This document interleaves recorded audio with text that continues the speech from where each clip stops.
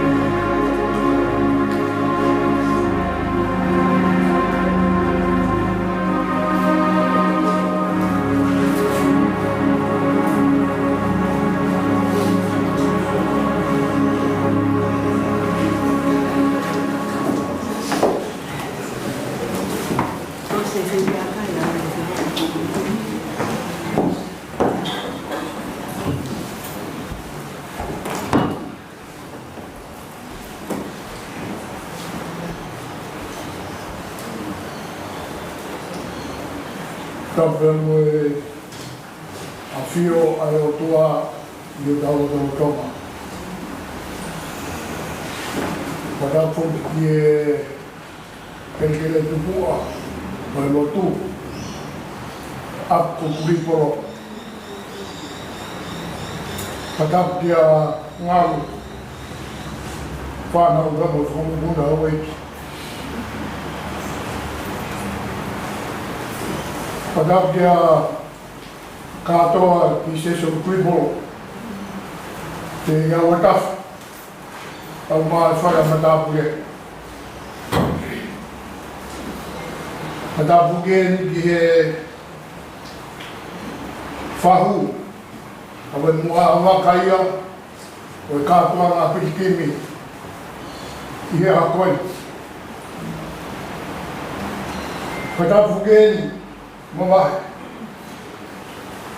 i he whakaeiki o tau i he niai i he pong koe i a Pilikimi Naeata. Ai kore mua ke uhuwhanga atu e ngahi tala whakatapu po toa pē.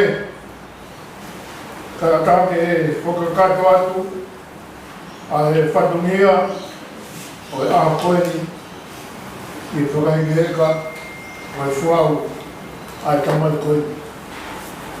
Ko ia ka hiripe ai ki whakawa koe ni ko whai koe ni e tuange leo ai whainga maari e te whamiri e whakakato ai ai whairoto ai whamiri ai whaia e whaiskau so whisi rātou ai whairoto ai whamiri. Ko ia māloa vitu.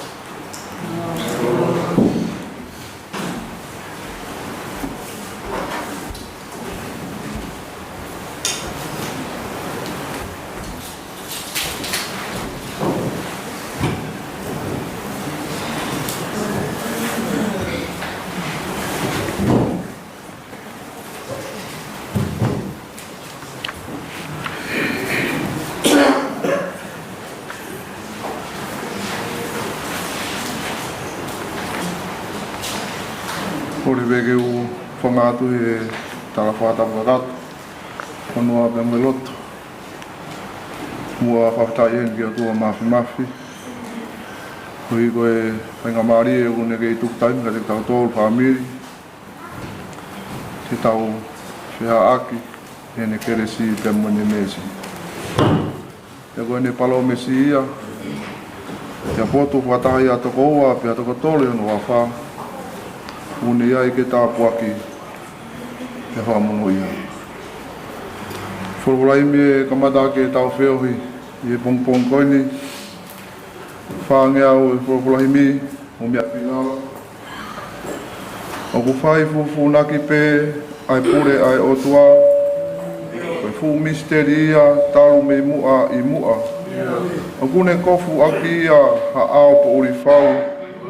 Pea ni heka he a whaa. Mui hala he pe au.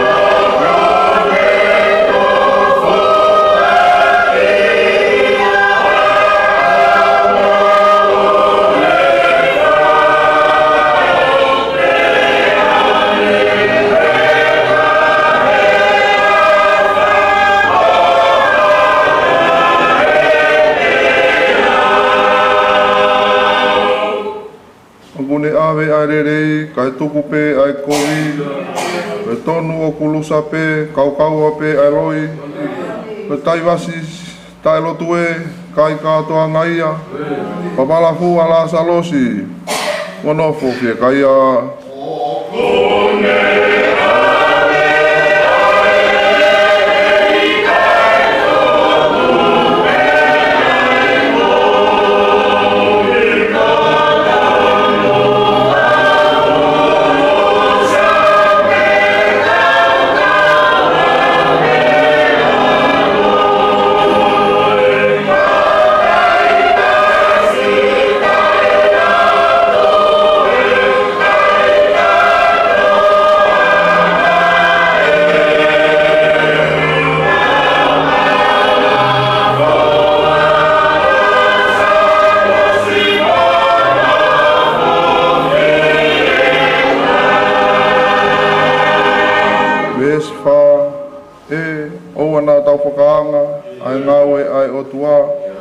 Oa e whai mamata pē, kai whai tu i mua. Koe matamata ho hau e, koe ne ai pulonga. A ku mari pē, a si ono ko whonga.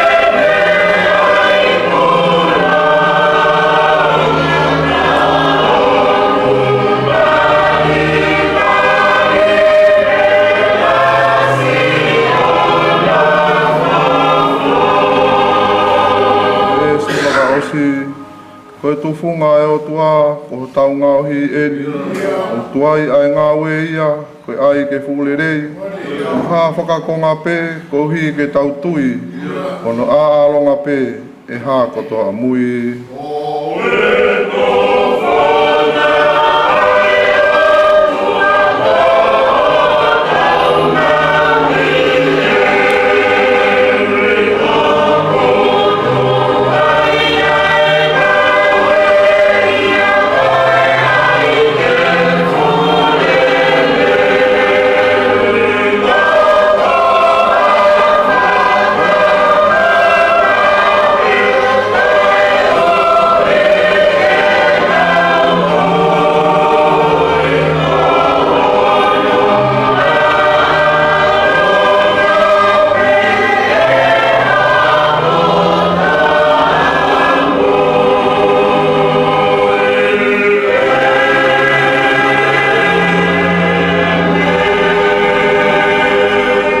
Soni e rau magdau tolu i pongpong koeni. O spera si kaisi no i tohi e luke. O hua e wahe, fito e konga ki hongfu mawha. Luke wahe woa, ves fito ke tawha. Ai au pehe ana whakarea. Pena hoko e aho tapure wani, ai ana totonu ke tā mate iai ai pāsoa. Pena ni whekau apita mosione one pehe. Alo o teu matau tolu ai pāsoa ke tau kai ia. Pene pehe ki ai. Koe potu whē o ke loto ke ma teu ai. Pene pehe ke te ngaua. Ko e ni ho mohu ki he kolo. Te mo whetaulaki mo ha tangata o ku fua hahina wai. Mo mui ki ai o au ki he whare o kune alu ki ai. Pea te morea ki he matapure o e whare. O ku pehe mai e he tangata eiki. Pe ko whē aloki ke ukai ai pāsoa mo e ku kau ako. Pe ko e tangata ko ia tene whakahaka te moua a fu whare kai i olunga. Ko osi whariki muhanga o teu i he potu ko ia. E he ne alu atu nana ilo pe o hange ko e ne tala kia te ngāua. O na teu ai pāsoa. E hokosia hono hoa nā ne tokoto hifo ai aia makau apostolo. Ua ere soni e lau magdau tolu. Ako e vesi malanga ia e ne sewani di Pilikimi whamasa Naeata. Hono ngofuru maua ngāi sāme. Ako e vesi eulogy mo ua. Sāme ono wa. Vesi eulogy mo ua. Ia e ngahi rea koe ni. Koe o tuape o kunofo aki tari ki ai hoku lau maari e. Ko hoku whakamo ui o ku mea te ia pe. Ko ia pe hoku makatu u mo whakamo ui anga. Ko hoku fu tawafo kia e kai loko mawea kita. Koe wholawhola tonu ia o tau eiki. Ua e wholawhola himi, mo mea pe lalo. Tongo fu mawalo himi. Himi tolu walu, o ku fua nou e tau mo uini, pia whonu ia foki i ahi. O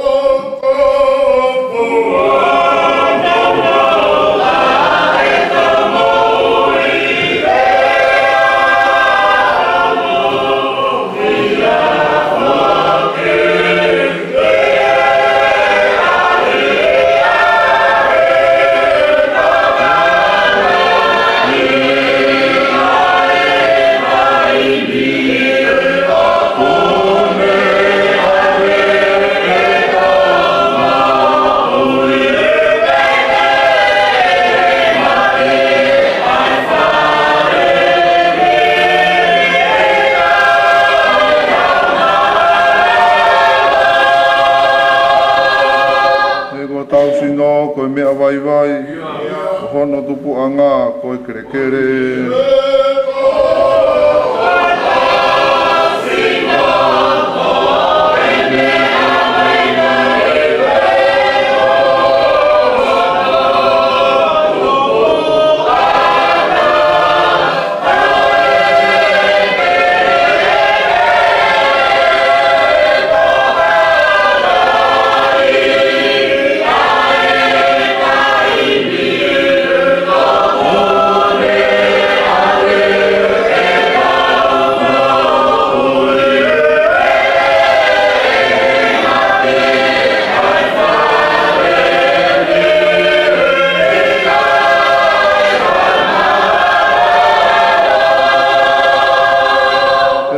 Kia ho tau sinoni e alu mea I rewa ai lau marie.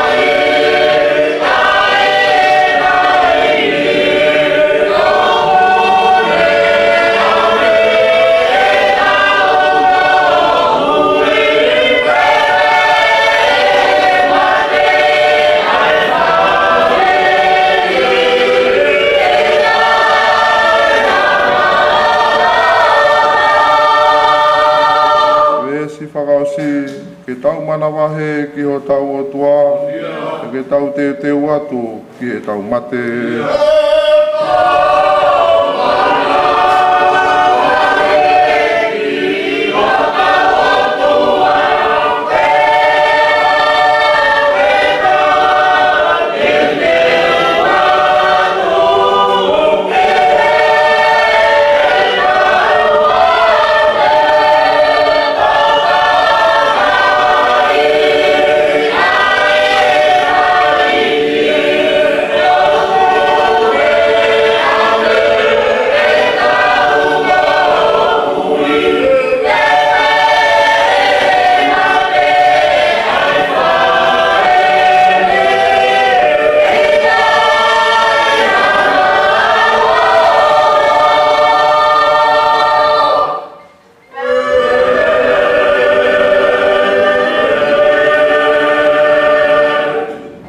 Haleluya. Kita rotu. Tamai mau unu mai ki afion I hoa ko ni. E mawilo ko potwen e ki oku finangalo ai afiona. Ki fafilo aki ki mautolu pem ho afio. Mau unu mai afrafe I ho lau mari ma oni. Ki hoko mai o fa malumalu I family. Mea ngau e ki au eki hawhekau pe mi hofolofola ki hoko koe whakalotola mo whakanonga ki whahu ka mai family mo siasi a koeni ia kalais ko alo ka ko mau whamo oi tap ki a fio ai o tua mafi I o tau hahau ngā tapat ki a ngalo whanau ho eki tapat ka katoa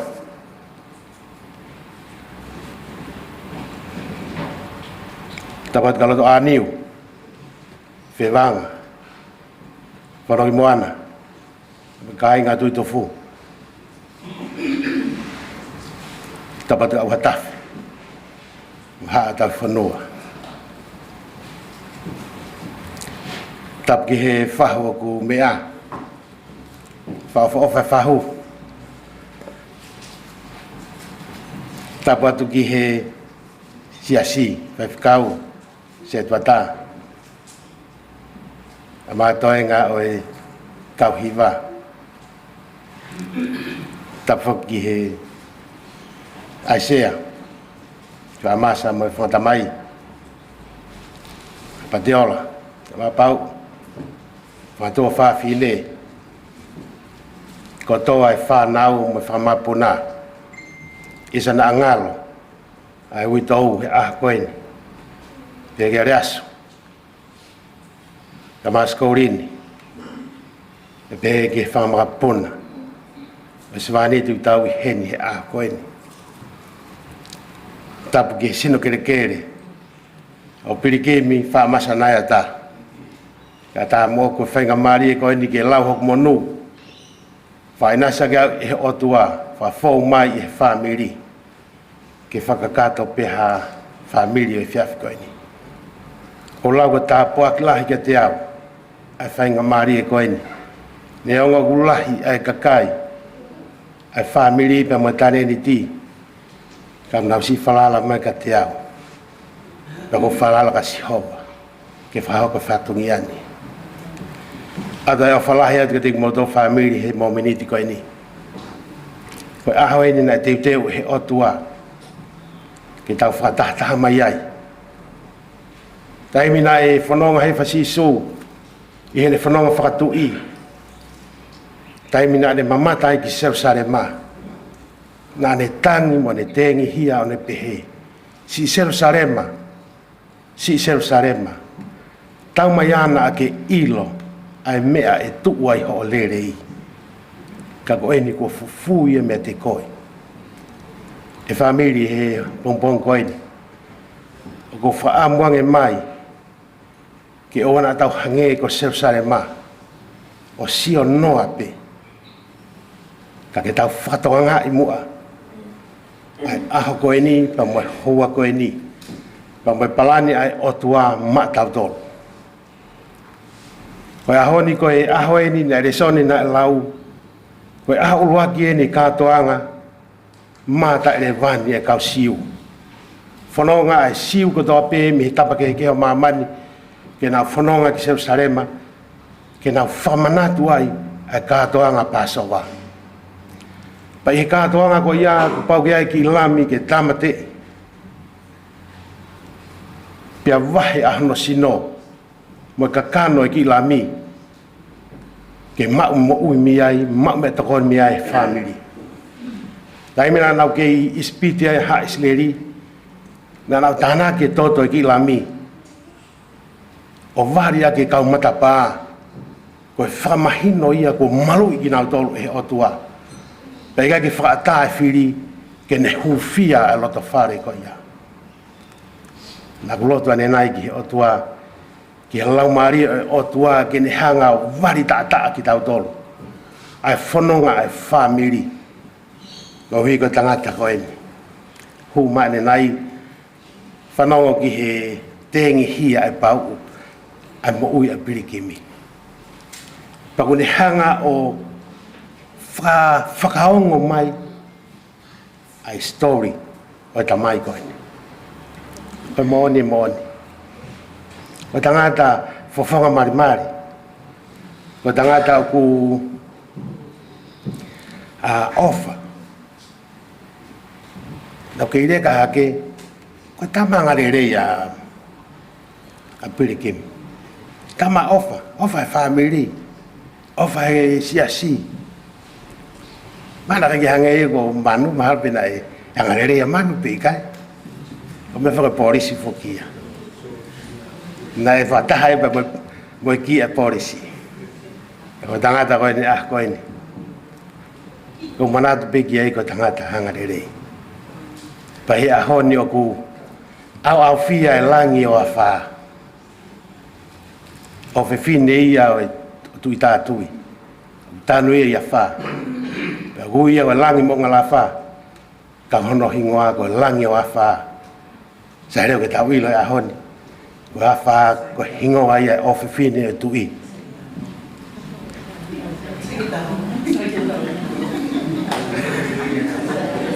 ka ko tui e ahoni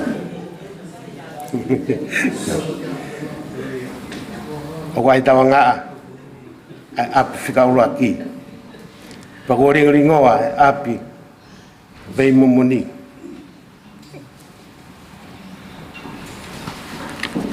isa niupun api ko niupuni pe mai api ko ke hema a koini ai mana ko fa ki o tau ki potu ne wa de si e ki kolo ko ki kolo si ta ko ki kolo pe fuk na sai he hiva sai ke tau to i lo ai de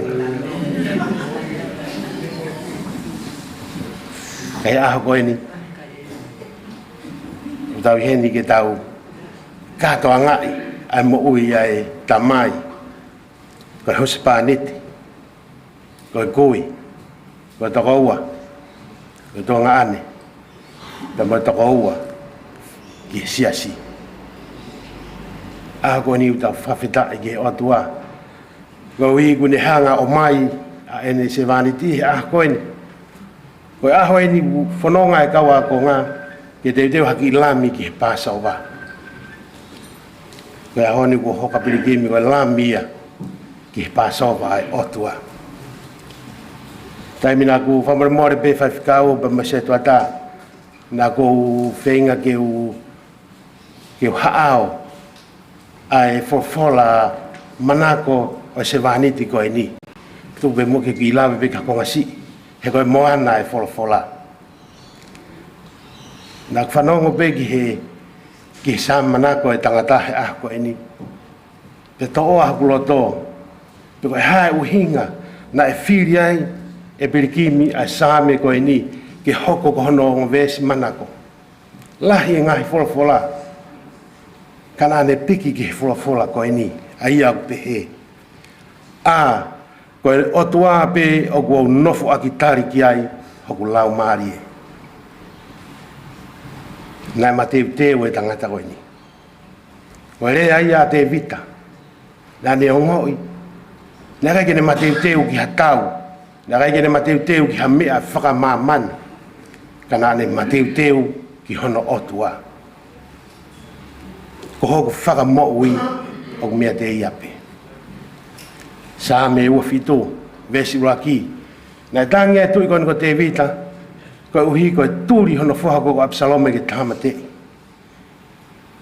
pena pehe te vita esi hova ko koe pe hoku māma mo hoku whaka mo'ui o hai te mana wahe ki ai. E si hova, ko eia ai kolo e ku mo'ui. Teu te teki ki a hai.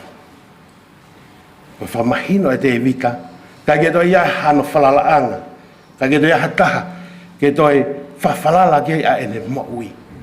Ka ko si hova pe. Na mawhailotu ane po i he toko ua pe, me kolo pe ko afa to o be madol kana ki ta no ai ki tangata ko ya ko apsai ko tahaya ka tangata to nephew be ko fa fotu ya David na ne loto mau pe ke ne hanga malo ya David taimi ko to pe o kamata ke whianganga ia te vita ma whaingata na ne loto ke ne hanga whahawhi tui. Kana raki loto ke tui ia. E a o ke aho e taha. Taua te vita, pia toa te vita ki lalo, ka kine te lava hamea. Pe toki hoko hakewe tamako ka apsai, o ne tamate i e toko ua kola iate ko se niti, ke whahawhi te vita. Ko tu ian ko te vita na ikai ke whawhalala ia neongo ai toa e ne kautau o kaua ia apsai. Awa ni ko Pilikimi ko ni ne tā mai family. Mahalo pe ko mo whawhalala ki ho mo ngāo le rei. Mo whawhalala ki he mea mo mau pe ko mo poto. Ka ko a uia ko nofo bea o tari kia Sihova. Ko whalala o tu bea ia Sihova. Fefe modoro. Fefe ki taua. Nai mateu e tangata. Tamai Pilikimi. Koia pe hoku makatuu. O si mahino mea ia utuu gai. Kake te lawa ia hata mea ue. He ko Sihova hoku makatuu. Mo hoku whakamoui anga. Ko hoku fu taua ia. E ikai loko mawea ia. Whakatai ki he otua. Ko lawa ke talatala noa whakaosi mai a Pilikimi ke te tautol whamiri. Ko e alo e tangata. Ki hono api. Teu ai ki he aho. Kuosi. Teu he otua. Ke toi foki mai ai o mau atu ai ne whanau. Tamai Pilikimi. Mau au. Whamai a whamiri. Ke mo teu ke mo mau. Ko awen he ahoni ko hoko ko e lami.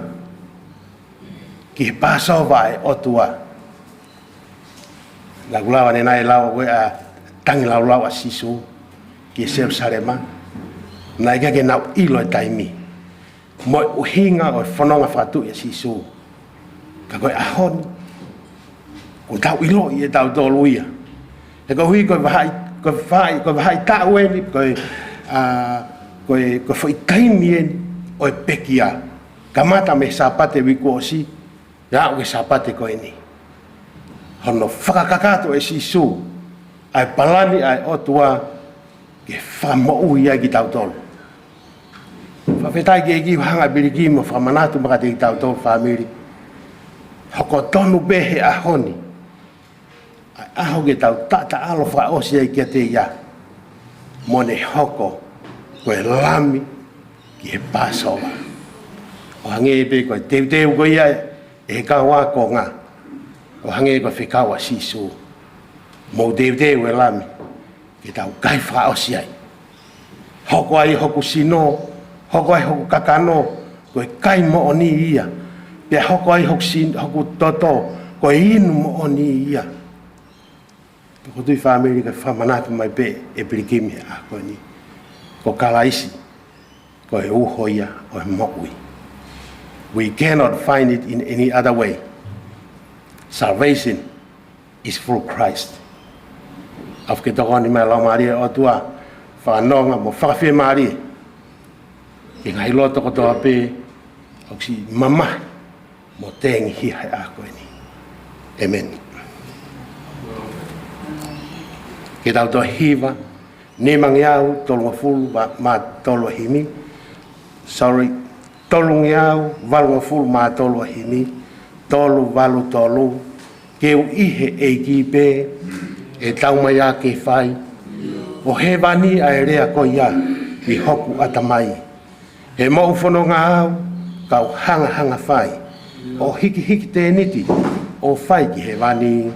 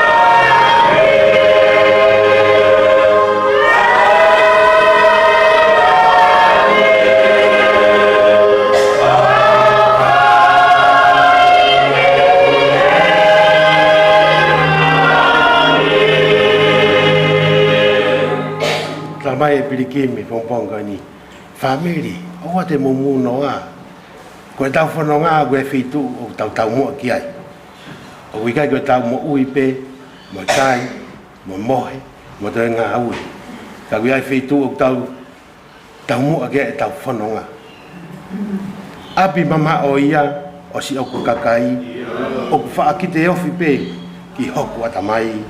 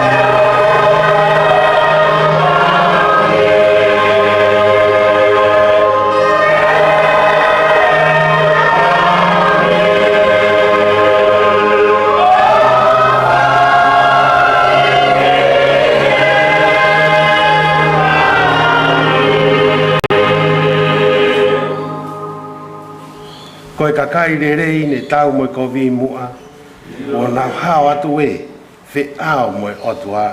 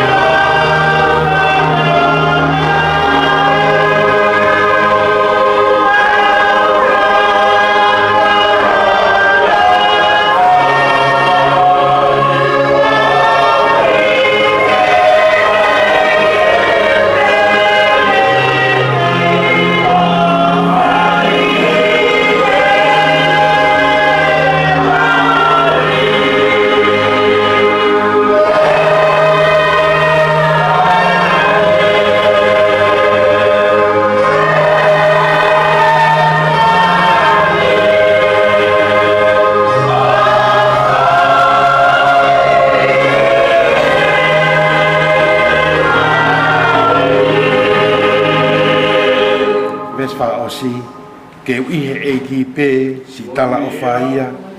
Te te kawenga a ki pe kai oua ke au sia. He mo whono ngāu kau hanga hanga whai. O hiki hiki te niti o whai ki he wani.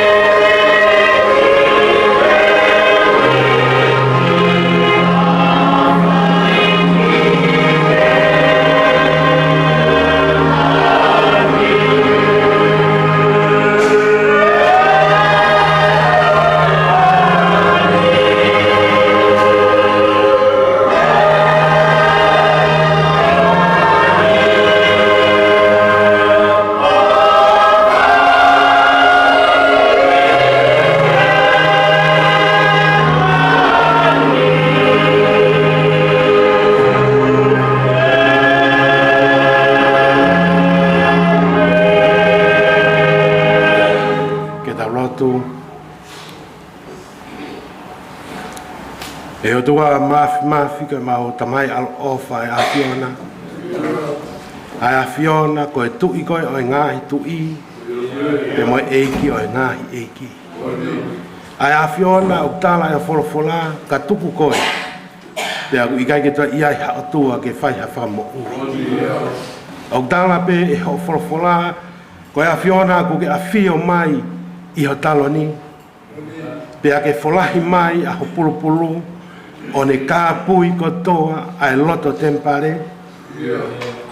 Pe ako ho langi o kune ufi ai funga o e fonua. Pe kai ngatai ka fe puna kaki holo ai kau angelo mo kau se la fimi o e afiona I loto langi. Whakataha mo nau ngahi kapakau e ono. O nau fufu aki ai ua ho nau fofonga. Fufu aki ai ua ho nau wae. Pe nau fe puna kaki holo aki ai ua. Pe nau hiva o pehe. Ai tapu ha. Ai tapu ha. Ai tapu ha. Asi hova sa pauti. A koe ko nae iai. Oku iai pe mokaha. Pe aku pehe ai pe ai afiona. E uta e maririua. Ho hua wha. Pa mholangi langi. O pehe ai mau unu mai. Ki he afiona. Fatatau ki ho folfola. Pe unu mai ai afiona ke teki mautolo. Tana mai ho folfola o iheni ho lau marie e teki mautolo. Pe he taimi o e mamahi. O iheni ke whanonga ki mautolo. Pe ko whanonga ai afiona o tolonga. Pe whanonga ai mamani ko ni o whataimi pe. Ka hoko mai ai lau marie ma oni afiona ki a teki mautolo. Pe koe toki tau ataina mo o ni ia. Tamai mau hanga pe ki ho afio. Mo ni rea mau whanonga ai. Ko ai tau ngaa ai langi o awha. Pe ako hange ko ringo ai ngahi whanga. Pe he ki he ngahi api. Ako mau ilo e tamai mafi. Tala mai ho frofola. Whawhetai. Neonga o ringo a whakai mamani. Kako mau kei monu ea anga a e tek mau tolu ai afiona. Kako mau hanga haki ki he afiona mo loto whawhetai. Aho koeni. Kau hi kuo to rea whaosi mai ai toko ua ko e tamai. Ko e tuanga ane. Ko e hose pāniti. Ko e tamai. Ka moi kui, gai ngātai ka koe kau ngā whanonga ki he kau karistiane o siasi. Ko au kua mau, ne unofo whakalongo pe, o tari pe ki hoku eiki. Ko ia pe hoku mo'unga, ko ia pe hoku makatuu, ko ia pe hoku malohi ngā. Amai tuke hoko ia koe whakalotolahi whakaosi. Ia loto whare o whamiri. Taimi o kau po uri. Tuku ke hoko ai afiona. Koe mamaia. Ke mau mamangia ai. Na tuku eiki kai aha mau manatu ke se vaniti ai afiona. Tuku ke hoko pe ia koe whalotolahi ke teki mau tolo. Ki he whanonga o mau hangat. Koe whanonga ki he afiona. Kalamai he hiwa na mau sāme ai. Koe mau hiki te niti pe he mamani, koe whai pe ki he wani. Oua moana tuku ke mau munoa, ke mau kae iloi. Ai ngahi whailonga e taimi. Ka tuku eiki ke mau hoko koe kakai, oku mau ilo. Ai ngahi mea katoa pe, oku teu he afiona maki mātua. Wha manatu mai pe e forfula he koeni. Koe mau whanonga, koe hiki pe, o he wani, aho mau taulanga whaosi. Ka koe au ki ai, e au pe ia, i he mau mau, ai lamina e teu e he afiona, aho koe ni ki he pāso wā, ka koho alo ko sisu kalaisi. Whawhetai e tamai ho omi eiki ki hoko ai tamai eiki koe ni, se wani te afiona. Ke ne hanga whahai me ke tiki mautolu ko e honi. Na tūtu unia i he alo e afiona. Ke teu halami. Koe uhi koe pāsova e afiona. Ua pau pe ke tamate i halami. pai ahoni ko ke hanga beo whakaasi ke te ki mautolo hange tof pe ai aho koe ni koe lami o mau te wat ki ai e mau whamanatua pongpongina koe whakakakato ia ai palani whakamo ui ai ahona mai loto whare o whamiri he aho koe ni tuki ke whanonga mo whakawhi maari ui tou ka mai whanau whamapuna ki whangato te hina whangatua whawhine me pehe ki whamiri tuki whanonga ki mautolo e tamai mafi mo whakawhi maari e pehe awhi ona o wana atuku whiri ke ne hanga ue ki mautolo kai tuku be eki ke mau pe ai ofa ko ia na fuaki e afiona tamai mau fafoki pe ai langi pe mo koloria ki o afio aho goini mau fafta e be ki o afio ko hi ko ngai fanga mari e mai taimina mau fononga mai me se vani ti afiona ko aho goini wone ta alo mai pe mau heni pe eki hoko pe ai ahoni ko aho ia ke ta famanatu ke te ki mau tolo pe o mau mateu ki he aho ki mau tolu hange pe koe aho ni e kai te mau mo uia tai ngata ka ku ke whamanatu pe ka te ki mau tolu mo teu family of maia taria sisu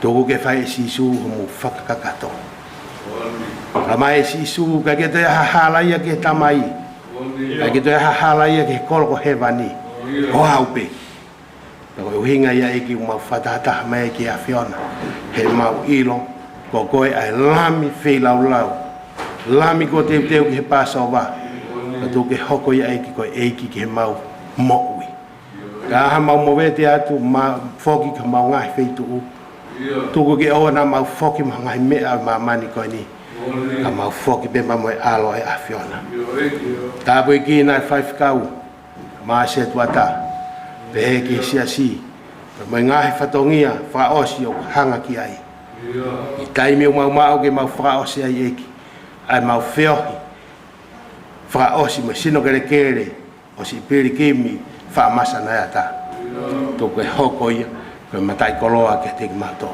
to ke hoko ia ke matai koloa ke fahu ke kotoenga family i o tamai ko mau lotu mai mau hu i huafa pe aloko sisuka isi ka ko mau famo ui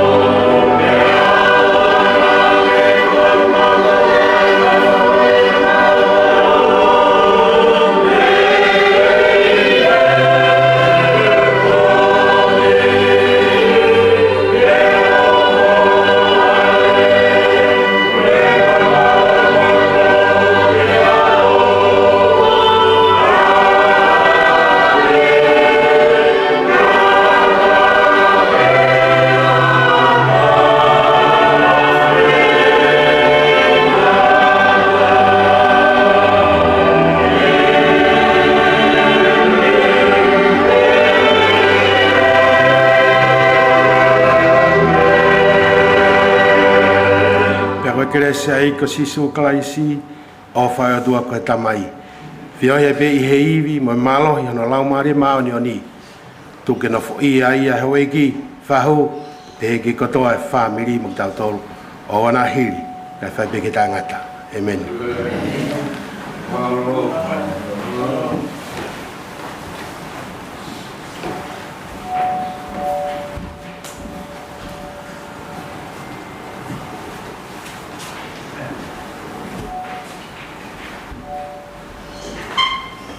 Tau ki a whiwa tua tai ha mai o tau roto rotonga. Ko le me mua ke hufanga. I he tau spatafu o maoea ki he tana ki whewhikau. Ane whai ai whamiri Pilikimi i he pongpongin. Ai tuku me mua ke hufanga atuai. Ai tuku me ke whai atu pe ha whamalo. Whewhikau. E puke pēr whainga maari koni ke whai atuai ha whamaro. E hui ko e wholofola pia mo e manao ko tō pia me wholofola e pongpongin.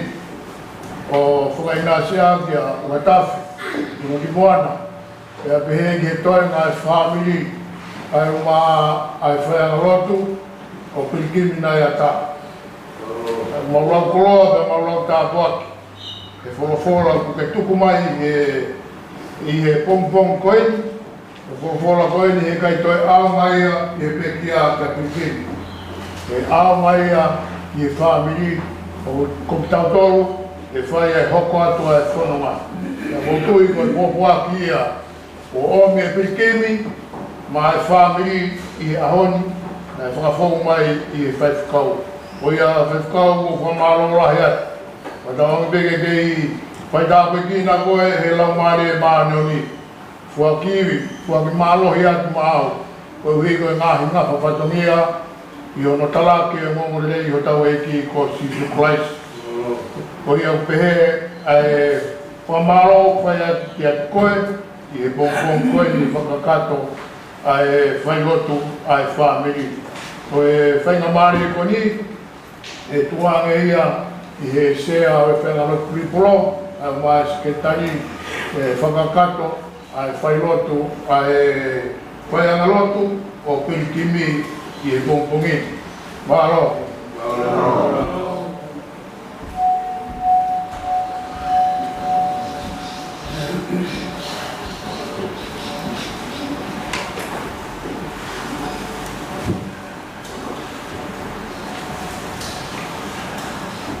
Oh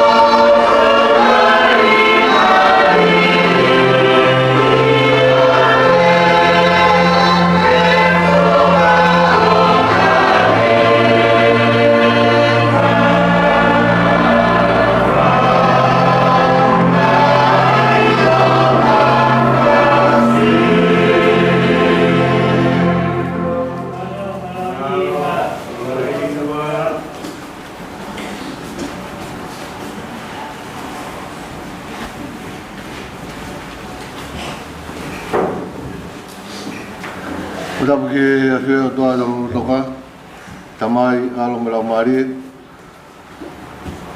Utapu ke whahu, e ke sino tau heni ke ahoni, ke whai tau whakamawai. Ke wakore ke whakape whakatapu, e ka mata ke tau whakamawai mo Pilikimi, ke tā moau ke whakatatu ai whairoto ai sias, na e ofa Pilikimi. Moi begin.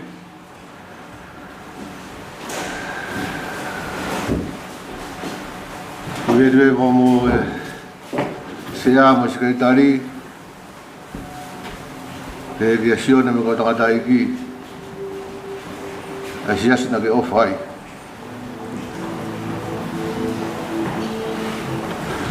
mau tatawat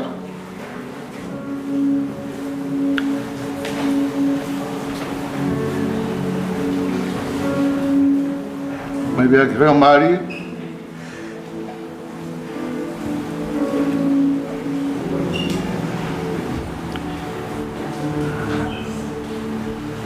daghang ako di mauto iya apen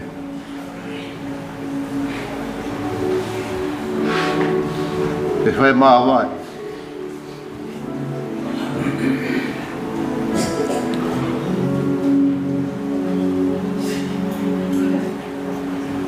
da mone flofola como é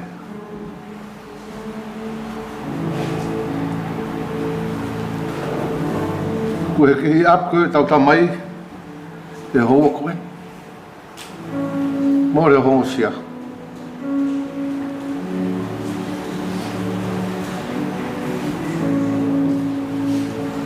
te ke te tala ho e sio de ko takata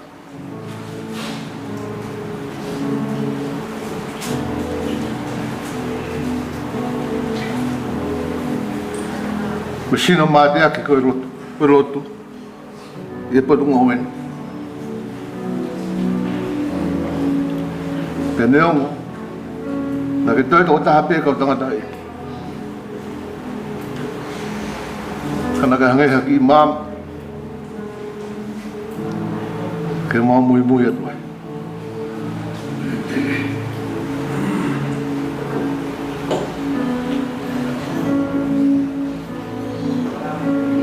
fama maritina hit kena hit itu memang pura da dola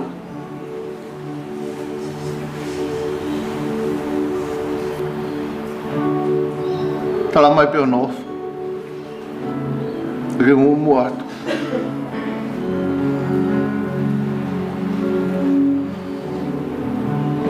manai ha lak mo fa foto nga he tau feo hi bode fa memoria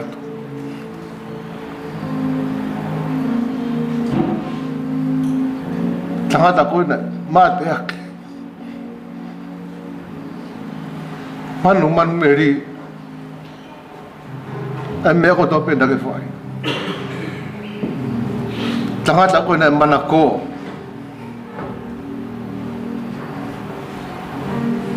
Fafeta e pege iki.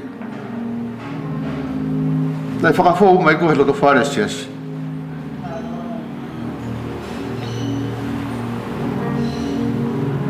Ke mauako hai.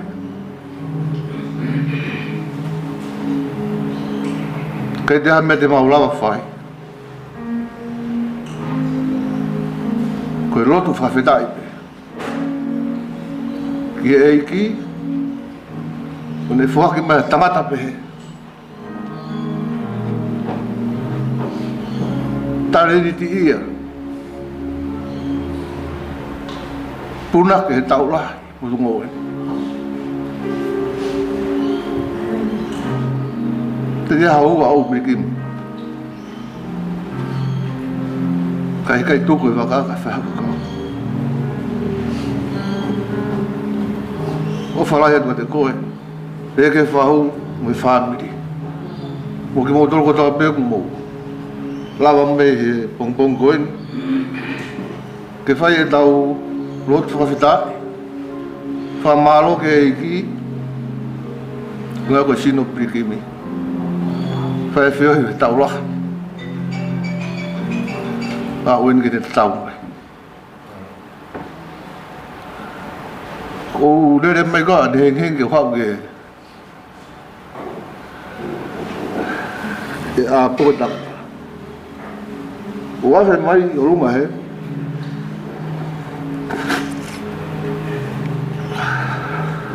Mua mai. Ai ka mai. Hafe sa David. Ko mahalo be ko Pilikimi. Pawa. Au te foki. Foki atu wasta foki. Ai me alere ke ta foki. Wa to fare ata ke. Ngo tangata ngana mai mo Pilikimi. Pe ko Pilikimi. Era mai pada mo mai. Maulele mai pe mo foka kau. Ke tangata ki fare. Ke foka au mai. Kaya fahaya kita ko Pilikimi tau tok felong ok e ka wai ta ka ha wat e felot ba wai asi be ko himi do mata ke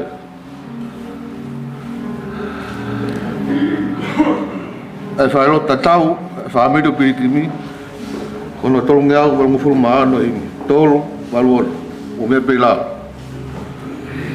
patau ka mo sia ki fa nga we manat ke langi o ki kita kite ko malo lo ia ko langi te tau malo lo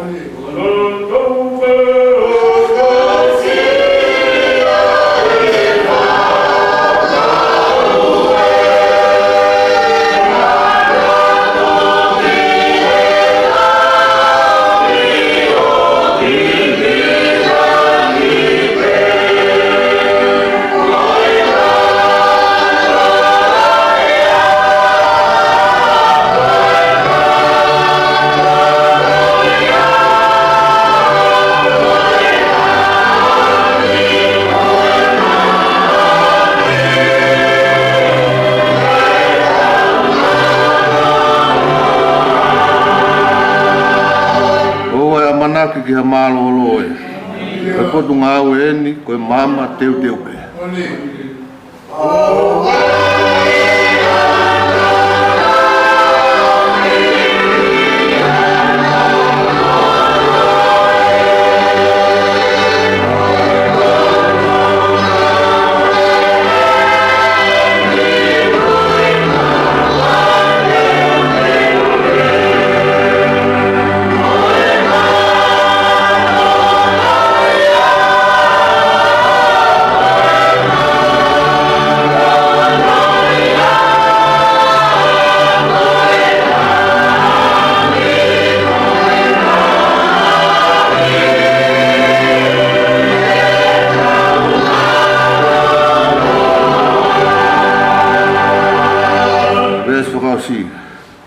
o te tau malolo ne o moe osia o ke mau ai kolo ke lava ai tofia koe malolo ia koe langi te tau malolo ai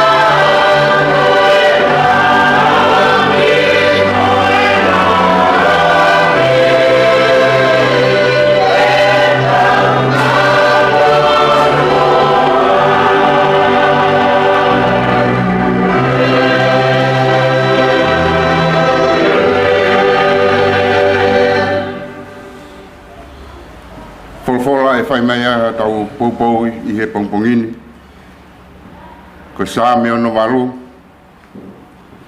aia de kamata lau atu mi ono tanima I ono taha ono aia pehe ono wharea ko ha mo unga o Elohimi a mo unga pesani ko ha mo unga tumutumua a pesani Koe haa o ku mo mata me hekai. Ai ngahi mo unga tumutumua ki he mo unga ko whiri e Elohim. Mo ono nofo anga. Ae a fio ai a Sihova o ta ngata. Amen.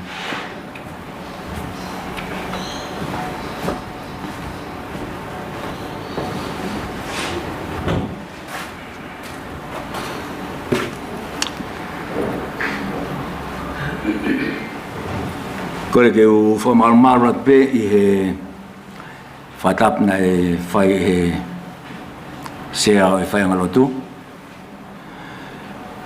Pea a tāga te au ke u whakakato atu ai whai lotu, ai whai angalotu sesa kripo. Koe api e no Pilikimi. This is where I belong.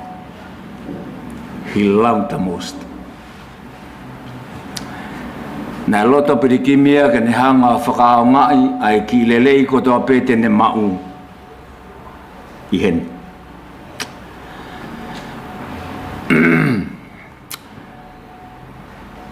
Koe whaingalot ko ni, koe whaiwhekau ko wala motpal. Pea koe sea ko ia o e mau ho mau ki whaiangalotu ko Francis Baran. Aina ne whakahoko atu ai rea ne nai. Kamata e mau whailotu. Koe sea mau ko sirio ko matang maire. Aina kune whakahoko atu e ngahi polokalama ko ini ai. Ahoni he whakaiki. Koe mau sekretari ko ream. Kapate mo eke mai ko hae o hinga ko ke tuuai. Ko Pilikimi mo tua taha. Lau maloloia. Ko au e tangata eke api. That is why o ko tua tuene taimini. Ke talaka mo tolu na mo te whakaukau mo tolu o te hataha ia. E tua ikai.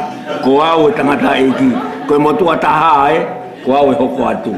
Pea ka pai whawhiange ko osmea Pilikimi pa hoko atu ai. Ko e wawa ngai peia. Ka ku hange koe lea ai whaianga sea ho mau whaianga roto mau whia Pilikimi mo e whamiri ho mau te o mai a Pilikimi ki api rahe ngahi wharelot tāra whakao whofang ata-ataange hono ngahi pākingi leleange hono ngahi mea kotoa ka mo whakawhok mai Pilikimi ki api. Ke he wheitu utokai hono roto. Koe kou kore ke u whakamaru atu he whakatapung. Ka u whai pē mua haki I wahe no. Hai huinga nā whiria e sāme koni. Ko hai huinga nā ku whakaukau ai ke sāme ono walu. Ki he pehe koe e te vita koha mo unga o Elohimi a mo unga pesan. Pene toi pehe pe koha mo unga tumutumua a mo unga pesan. Ki he mo unga ko whiri e Elohimi ko hono no foanga. Ai a fio ai a Sihova o ta ngata. Koe hake a mo unga pesani ki mo unga sainai. Koe hake ki mo unga pesani ki mo unga koe nai ave koe e palahame koe a hono foha ke whaia e whailau. Koe hake mo unga pesani ki ngahi mo unga tāla o Isneri. Why? Nai pehe ai e te vita hene ki sāme koni. Koe hake urata I mo unga pesani. Ai ki mo unga tahi loa. Pene pehepe. Kako mo unga pesani. O ku ia I toloni fungani koni. Ai otua. A Elohimi. Ai sāpaoti. Uhinga ia ko urata I pea I pesani.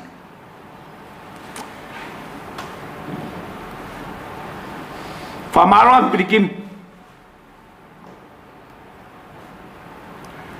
Na lahi pe e ngahi mounga le lei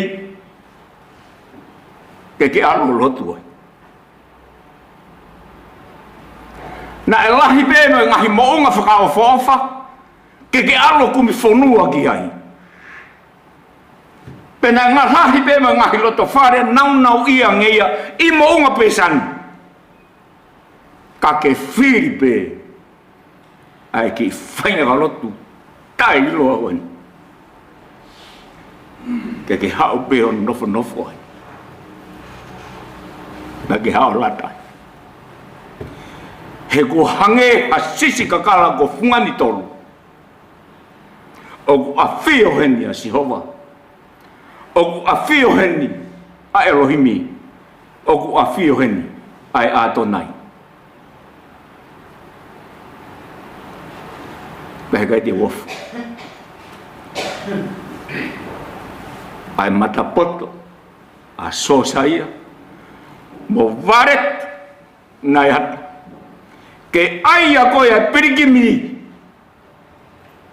he koe whotapu koe huna manam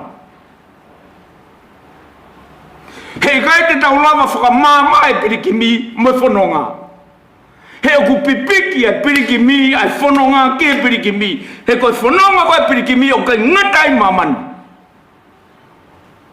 o ku whanonga I mamani he ngai whaingata ka ko hono loto o ku pikitai I hono tua. Nei kai ka whanonga whaingo fuain ai whanonga a Pilikimi. Na iai pe hononga I tauwhaona.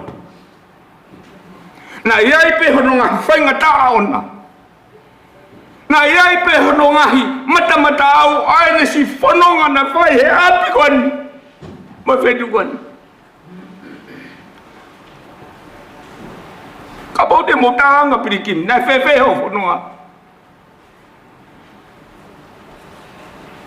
Pende talatu mea kwani. Na aku whanonga whailau rau. Ma ho whangatua whafu. Ma man kau maaf amasa. Na aku whanonga whailau rau. O higoi kaha, oi whaneke. Ia koe whanonga ia, ai tangata koe. Manu kau maa e whamiri. Kau whakafofonga atu hange koe whakafofonga koe na whai e se whangarotu. Maro o miha tangata lelei. Na pehe whamasa koe e pena iwi he whamiri. Ko whaamonge maina ke henka ke sio hono I whie Pilikimi e PSP. Ko tangata ngah mea rea. Ko puna laulota. Ko tangata hiva, ko tangata malang. Ko tangata na jaho Pilikimi.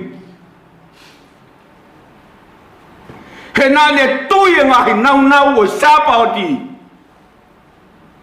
Ke whaia ke whanonga Pilikimi. Ki hona apma. Tangata manu meri. Ai Pilikimi. Naeata. Te kia ke he whai ngalot ko ni e mea koe wike lot. Ha malolo hata. Ngata sino Pilikimi. Ke mau whanonga mai he wike taha. O mau toki piriote ki he aoni. Te whai ia. Whai Pilikimi. Te kia ke hulu heni ha mea whaka eiki ia ngahi ata mea nau koe. Ai e Pilikimi.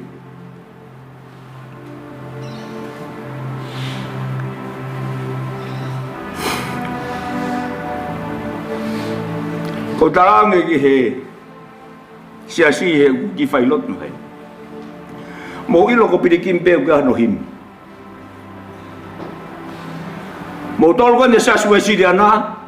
Ni mangeau mahiwa, ni manoa hiwa. Pe koe ulu koe o himi koe ia. Au pehene o te whakarea. Koe hiwa a Pilikimi. Kagahi vai o manu, kagahi vai o whaamasa, pa kagahi vai o tu whiwhine koe ni, a pau, hala nau tolu he himi. Ngata ia Pilikimi o gaiho no hiva, koe himi o Pilikimi. Paka whanau ke whakarea koe o himi koe ni. Taramai Pilikimi, koe anga ne whanua whamiri, ko si ae siraho kulae.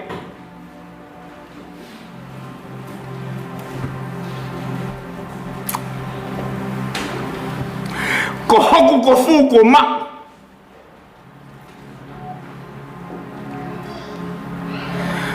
Ko ngahi loi mata e matafi. Soke himi a Pilikimi. Pea ririwa e ku manama he ko koto whiwhia.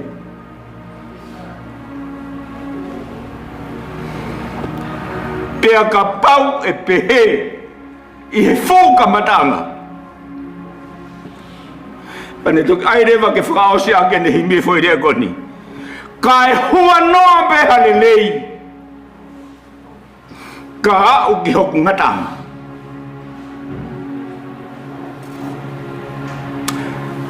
Koe Pilikimi na iatai.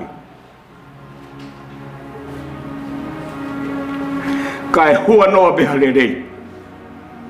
Kau ka au ki hoku apmau.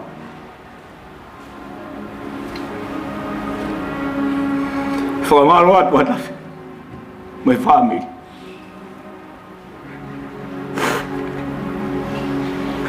Nā mō o mai hat tangata le rei, tare ni tia pehe, ke teu a kia siesa kuripo. Mau kolo ai. E toki mō ne tau rea, ko whakapuna e mamata i to whee ki tamu. Pea tuku pea ke mau whanonga he nā le tā, ai whoi nota tau potu. Ka pūri, ho mau amui, o ku toe ai awhiona. Ko mau makalau koha. Malo e mau koloa le rei. Kai ama te mau whawhetai ke ho tua. Hene taki mai e ki whanonga koe. Pea hofi a ho mau ki pesani. Pea hao peo si ino whai. Nai todong ke pūre skaurini a more asme nā masi awe. Kai nofo pia he.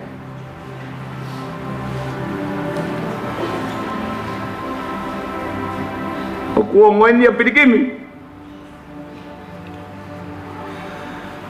Alua ka mau whewhei ngatu.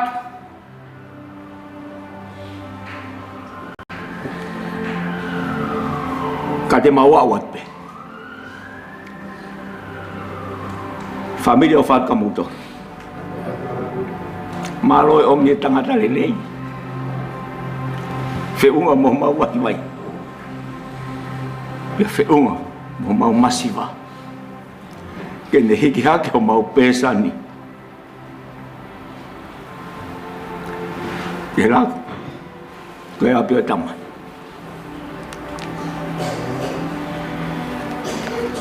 Amen.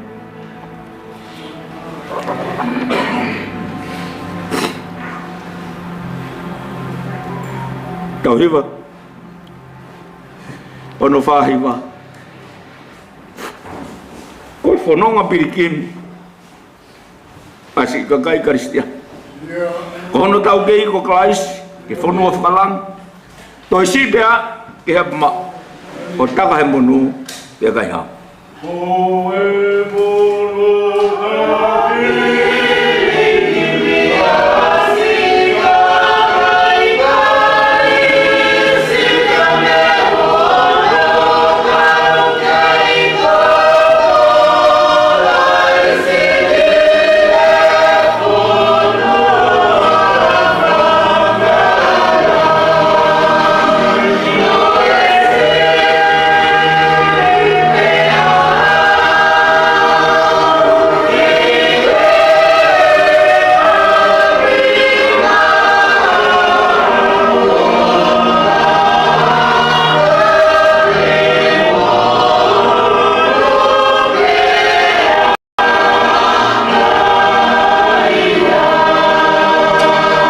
e spausi e sisu pukini mau to koni kau kalotu si o me kire spe maaku ke huo nofo itanit to si pe au ki he apima o taka he monu pe kai hau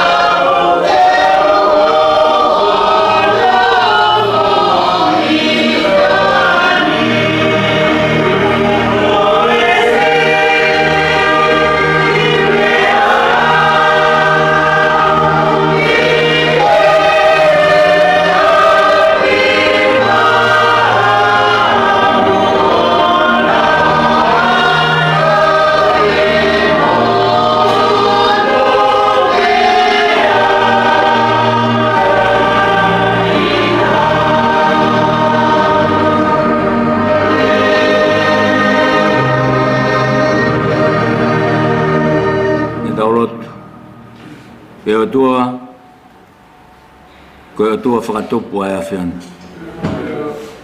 Nā ke ngau he langi mo mamani, pia mohono mea kotoa. Ko koe nā ke ngau ki mautolu e whahinga e tangata.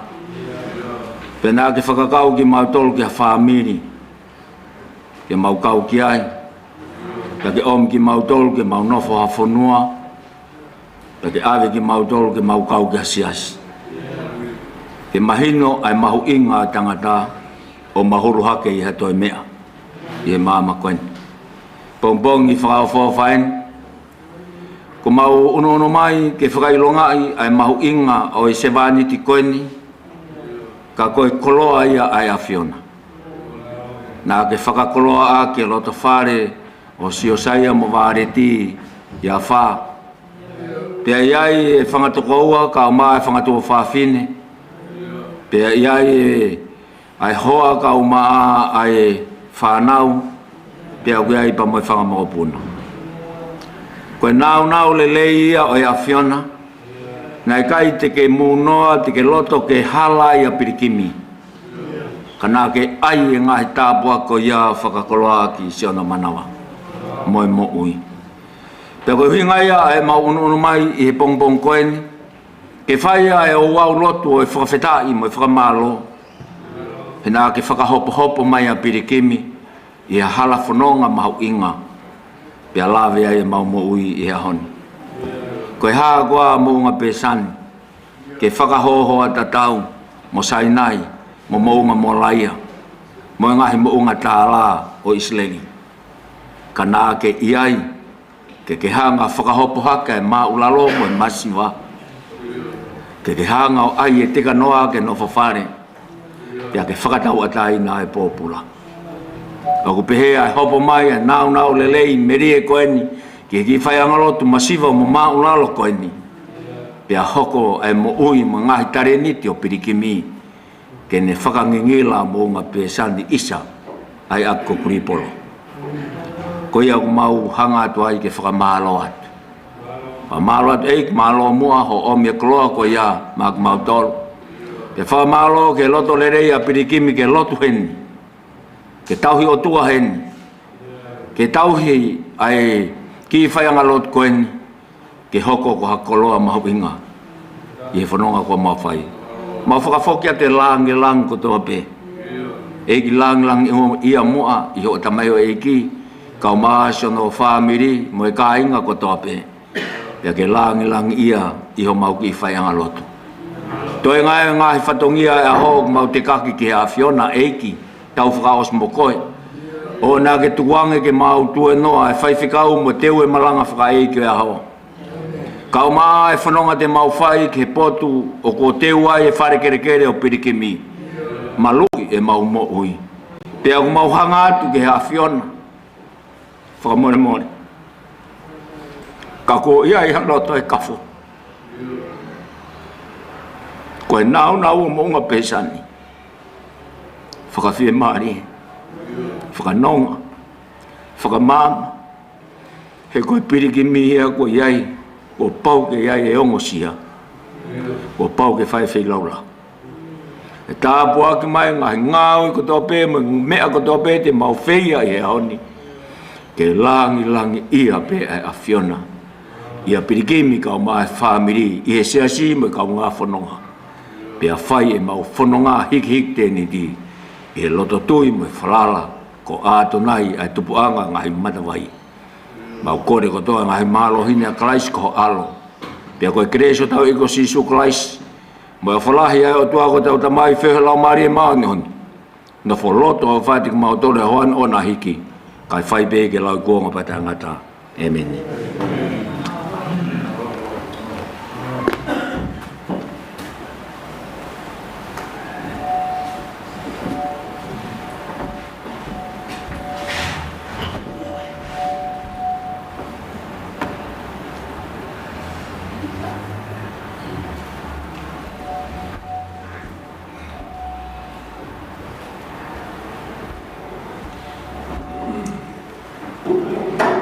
Ko le peke u whanga atu pē mua he tala whakatapu.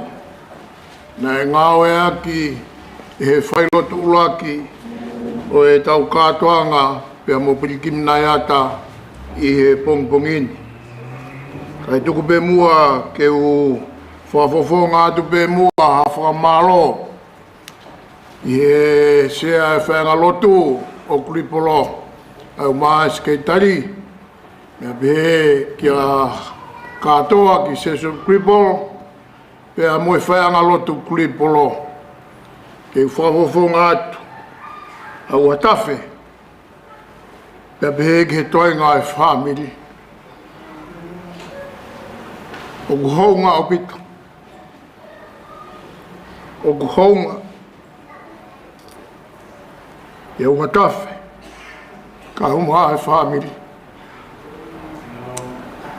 Ai ofa mo fai he whanautama. Nai kai te mo lau kua toi ke e whanautama. Kana mo lau pe koho mo tamai. Peko tui koe whakawhetai ia o e pong koeni. Koe omi he o tua hatamai lelei peheni ke inasi ai whai angalotu Kuripolo. I he ngāhi tane niti na e whuaki he o tua o whaka inasi aki ai tamai koini. Pea ko whamalo lahi atuai. I he sea e whai angalotu seke tari me pehe kia kātoa ki seso Kuripolo ka uma ai whai angalotu. He tauanga na mo whai, ko hui ko whanautama. Kai te umahau harea whiunga, pe ka pau te uawau lea, pe mo whekumi ke ngahi koloa mauinga, o mamani ke whakahaunga aki homo ofa he whanautama hei kai pe lava. Pe koe aku whia whafonga toa e whamalo koini. Whafonga da o hatawhika au maa whamiri. E ofa na mo whai he whanautama. He ne whakapaia mai ki he whanua koeni. E nā ne kumi mai ai. O ne ilo ai e whangalotu Kuripolo. E nā ne lau ia. Kono whangalotu ia. E koe aku whamalo lahi atu. I sea whangalotu, malo e lotu. Malo e hufia. Malo e pore ku mau whai. I he whanautama. Whamoreno more atu. Pau nei aha whakafotunga. E whanautama nei kai hoa mo whiunga. Pea moho mou wakai. Ko kore whamore atu. Whamore i ange au. Kore peke uhufanga atu. I he teu e pekia ku tauhanga ki ai. Te mo e tata ana e tafe he kolosi. Kau hi. Ke whakatau ataina e ki tau tolu. Pea mi he tau ngahi angahara. Ko ia ko ofalai atu. Sea whangalotu. Whafonga atu e whakamalo koini kia tiki motolu. malo e ofa, pe malo e loto. Koe lewe malanga, kau atu. Koe whahoko atu pēa ki whatongi a koe. I mōtolo koe ko ngoe ku lou ho mō suka. Ki mōtolo koe nā ke ia ki whakapongi. Koe loki koe, polo titi koe o kui ai pē ai ki buti ai. Ko teu sea whaoruka o maa skaitari, ko koe koe ke whe mao haki whakamamalohi, ke katake o mea atu pe ki ai o mao haki puti he mo ke whakamamalohi, te rea nā whaiwhaiki ko ke pongi a hen, le tau polo kalama, ko ia ku whai atu ai whakahato ki motolo ko whe mao haki whakamamalohi, ea mō lawa atu pe ki he holosisi ki he o ai haki whakamamalohi ai. Ko ia ku hoko atu ai pe, ko ia pe ke punake, hua mai pe ha tau ngahi hiwa, ke tau whakawhi ao ak pe, pea mo Pilikimi i he tainimi. Tu ke ka pau ia ha potu siasi hena, ku nau whailotu, a ke kātaki, o ke mea mai pe o whakaha mai, ko hui ka atua whainga maarie, ko utui u whainga maarie pe a tau taimi, tau taimi, mahalo ko ki taimi ko ni, nau tolu ko whailoaki mo Pilikimi, mo lava mai o whailoaki, mea ata pe, ke mo tolu ko mo whi manat merie ki a Pilikimi, o kore atu. E ata pe ke mea mai, ka heka ke toi laka he minteni ma. Ko ne laka pe he minteni ma te utawhi koe. Ko hui ko tau tutui pe ko hui ko tau taimi. Ko tau taimi, ku pau pe ke tau tutui pe ke tau taimi. Ko ia ata pe ai manat merie ka ko whi manat merie, mea mai pe o whaiho manat merie a ko kore atu. Tau whakaatu i aki pe, ko hui ko tau taimi. Mahalo abitu.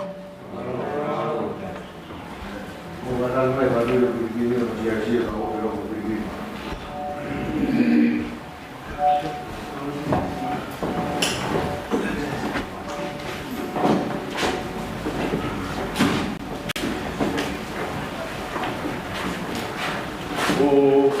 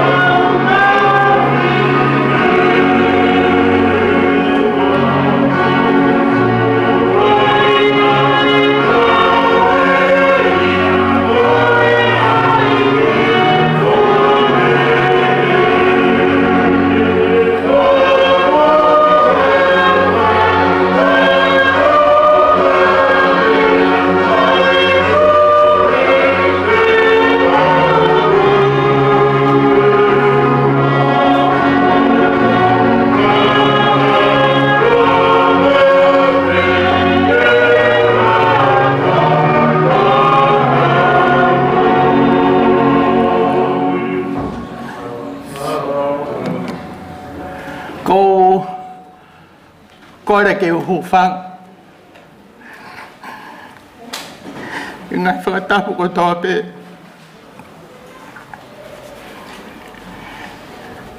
Mo ni tau rea tonga.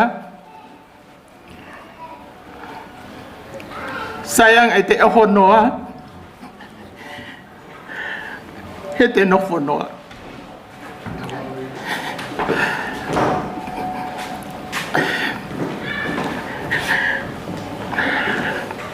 Pung ngata. Kaki mo ake whai hamana tu meri. Kolo tope he whahate mai no ake pung koi.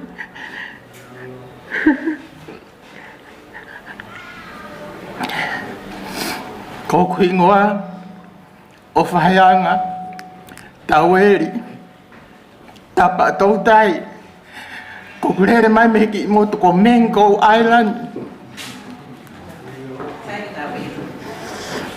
Takai whala ke lola hai walu. Panak whakoutua pe whaianga lotu koe ni. Ka ki whamiri mo Pilikimi.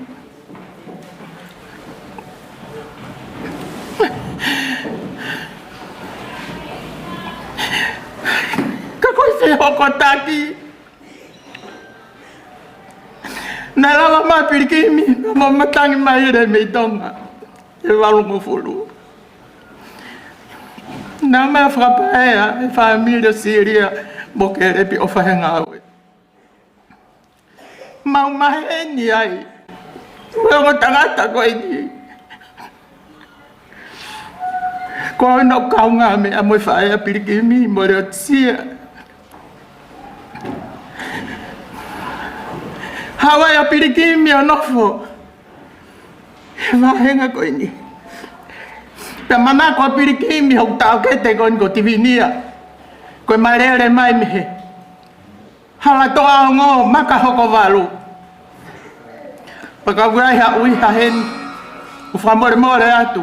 Ia solo. Koe maurere mai mehe maka hoko walu. Ka koe maka hoko walu o kui ai hono whakanofo nofo. Kui ai hono ngahi to unga whare. Pea ko au mo tivinia. Maha me loto whare whika ulo aki. Api ko ai tu ua. Koe whakanofo nofo ia ui ha. Ko urere mai mo tivinia mea. Pea mau hoa ai a Pilikimi ka tivinia. Pea mau wheohi ai. Ka inga. Nai whae wheohi koe ni. Hange pea Pilikimi. Koe whika ua he mau whanau. Tahi wahi wā maroro hoktonga ane. Taramale mau tamai. Pilikimi.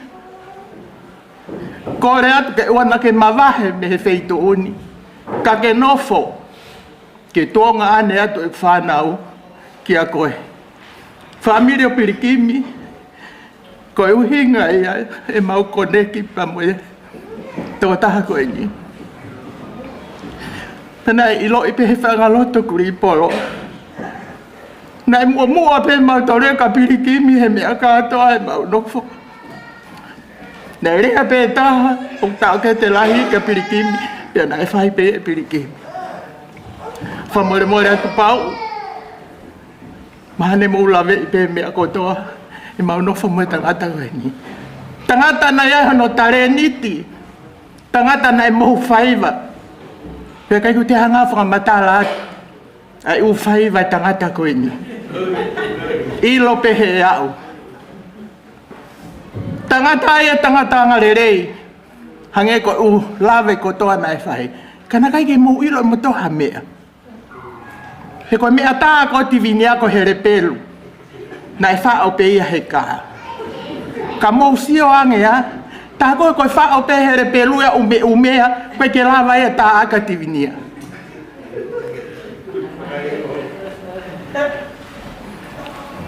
Whamare moa ratu Pilikimi. He nai awe koa tuku he nursing home. He nai whai pe tau hia ki a koe. Ka koe whakatukutu mo ngahi palani, ko whai he whamiri ke mauhiki, ki meri po ane.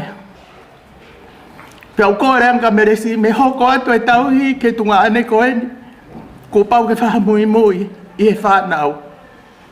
Whamiri, o ko miha o he maina ko tope mo koa, o ahi mai ke tangatani. Nei e ngahi me e na tala Pilikimi ke te au ke whai. Ne tamai Pilikimi, ofa, kau ka mālolo, ka kai ke awe au ki tonga, e whai pe au he whai ngalot kuripolo, hoko ia he ahoni.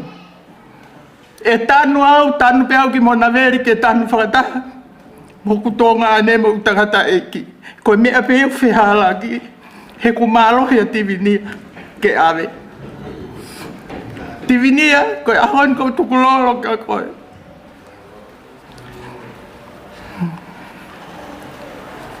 Penelo ne whai ke he mai huse pāniti. Fia e tanu whakataha pe moa. Mua Pilikimi, ma te ke hoko atu. Whai agalotu koe ni. Nai hoko ki palopare ma ki mua pautalanga tauhiki. Pa kore ma Pilikimi. Tuku pe au ke unofo. O whakafofonga pe tau whaamiri whaangalotu na tau ofai.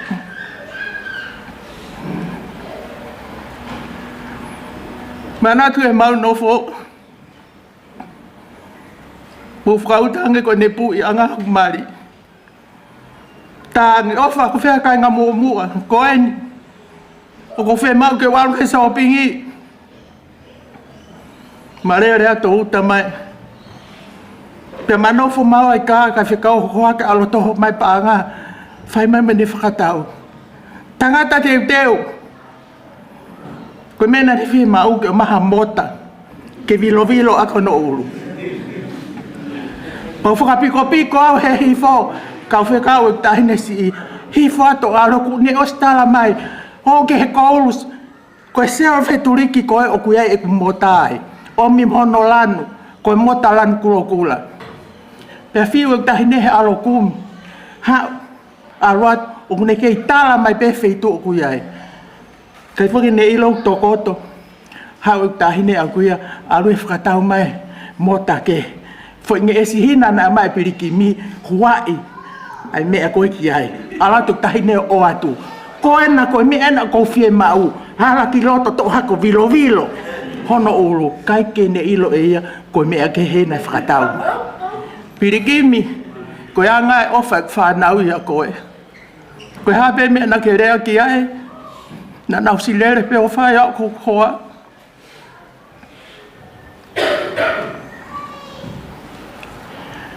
Sista rahi uka ke ne lava mai ne tokoto e moenga mamahi whare mahaki. Nei tā mai pe ane u whakahoko e whano o whakate koe. Ka ke malawa mau whatongia.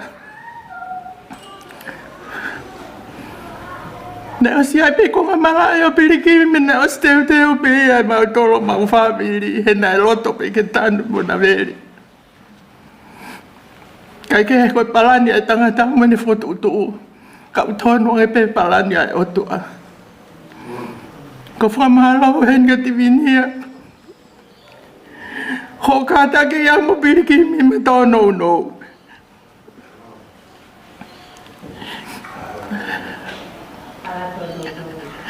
Ne ona toi arwok tunga ane ia kuia. Whae kumi mafua. Ka kukekei ofa pe o ke ngatanga. Wai whakamalola he ten kamere.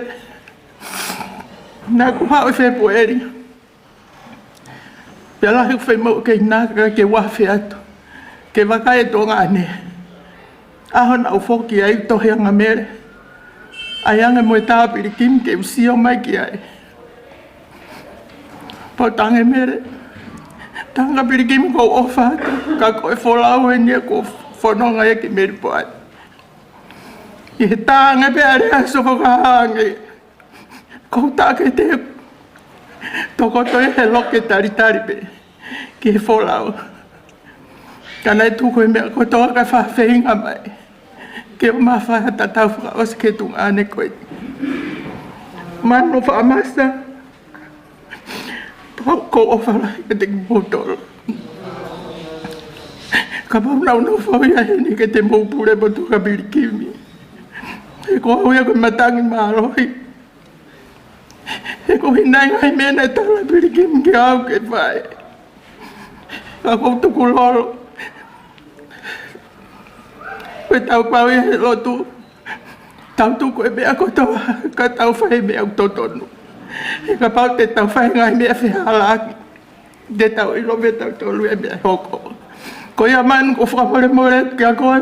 Wape e ka whamasa. O wharahe atu e ke mata skori ni more asu. Tō ki tamai ki koe ni tutu whatape me whana o mauloto whare. Na maroro pena tangata e ki kuna tānge. Tamai anti. Ko te tia ni kumaloro. Koe loto e whae ofa mai. Ka koe tau ia. Ko sia o pe wakaya ki toku. Ka koe ahani ko hu mai pe ke whare. Ake kumanatu. Ake kumanatu ko whae anga loto e ni. Na mau ngā ua e mutu ngā ane koe ni. O Fat Francis mo sa ne waka. Maro e tau hiangi, tau apini. Mau aro me ka mau foki mai. Ke lau mari e rei pia ngalu mo hou eki. Ko ia whahu ko o Fat ke ake koe. Ke talavau pe hoko pe ka Pilikimi. He kutunga ane au koe na mawhaiwhai waharo pe mau. Kau whaite ki i tāno e whakatu a koe ni. Pea maha koe de osi pepe aus. Na e mālolo huku. Whewhine u kau ngā mea. Pea mau o atu. Mau ala te whuseas koe ni. Ti wai mau o ke he putu. Pau tālangi ki ai. Te ke whorou pehe mea te uwhai. Tuku pe kau ke u alo iloaki. Mo tala ho ta o wha. Pake toksia o mai pe ko hame te utara atu. Pea whai. Pea mau alo atu e fusiasa ti wai. Mau o pau ala tangi. Tangi pa. Hanga hake ko no whakasio. Ki hau whailoa ki. Sio hake au ia. O siri ni mau ani mai tangata ia. I he puha mate. O whakau koe hao no uhinga. He ko hok friend.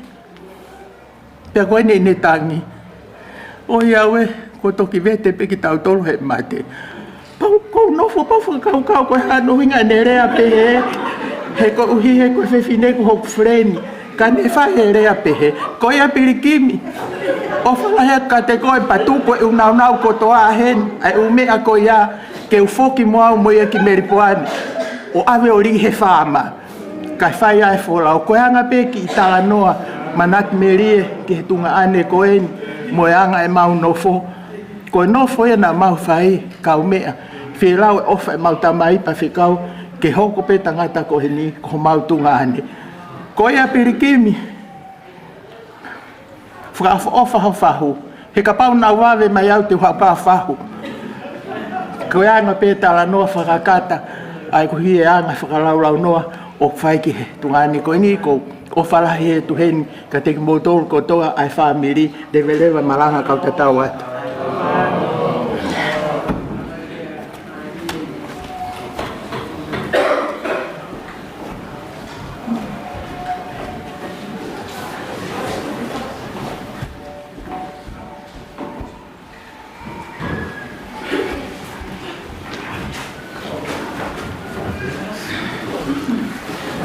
Te kore ke hu whanga whatapu o sana whaki. Kai ata ke whaiha ki manatu me rie. Ke toanga ane lahi koe. O whawhonga mai pia Pilikimi ke te. Na tūkoa ofa. Na kai te uila o ko ofa. Tahi wawaru ono. Nai o mea e Pilikimi mo tivinia ka fufua tuuta ia I Australia. Kau tai lata pe foki tala ka faete foki. Ko koe manatu meri ke tua ane koni. Na mau ilo pe off. Ai whanau a tau eri. Na aroanga si boki ki Nusila. Whawholawanga Pilikimi. Ke o mai au. Ke manofo I Australia. Te aroanga si boki. Ko manatu pe ke alorita. Ai whanau a tau eri. Pe koe konga ku ngalo ia te au. Haka whanau koni ko mo oni. Nai hoko pe ki nau tolu. Ko nau toanga ane Pilikimi e whonu ane. Te ange koe ngahi tala noa. Whakalaulau noa o whae ofa koe ka Pilikimi. Koe mo oni ko toa pe ia. Nai hoko pe Pilikimi ko nau toanga ane. Ka he konga ki mui ma wha telefoni mo Pilikimi. Tala mai Pilikimi. O te ano tō whewhine ko mere whehoko. Ko mere whehoko. Ko taha ia. A ngahi o whewhine. O vi. Na toi maari ia. Mo mau tau kete ko wasa. O kui kaike ne lava mai a wasa. Pilikimi. O ate ofa mo tatau a wasa mo pereisi ke te koe. Na mate ofa mai ke nā mai. Kai he tuunga whaka immigration. O ki kai ke nai heri ai. Ko au pepa mo patiola.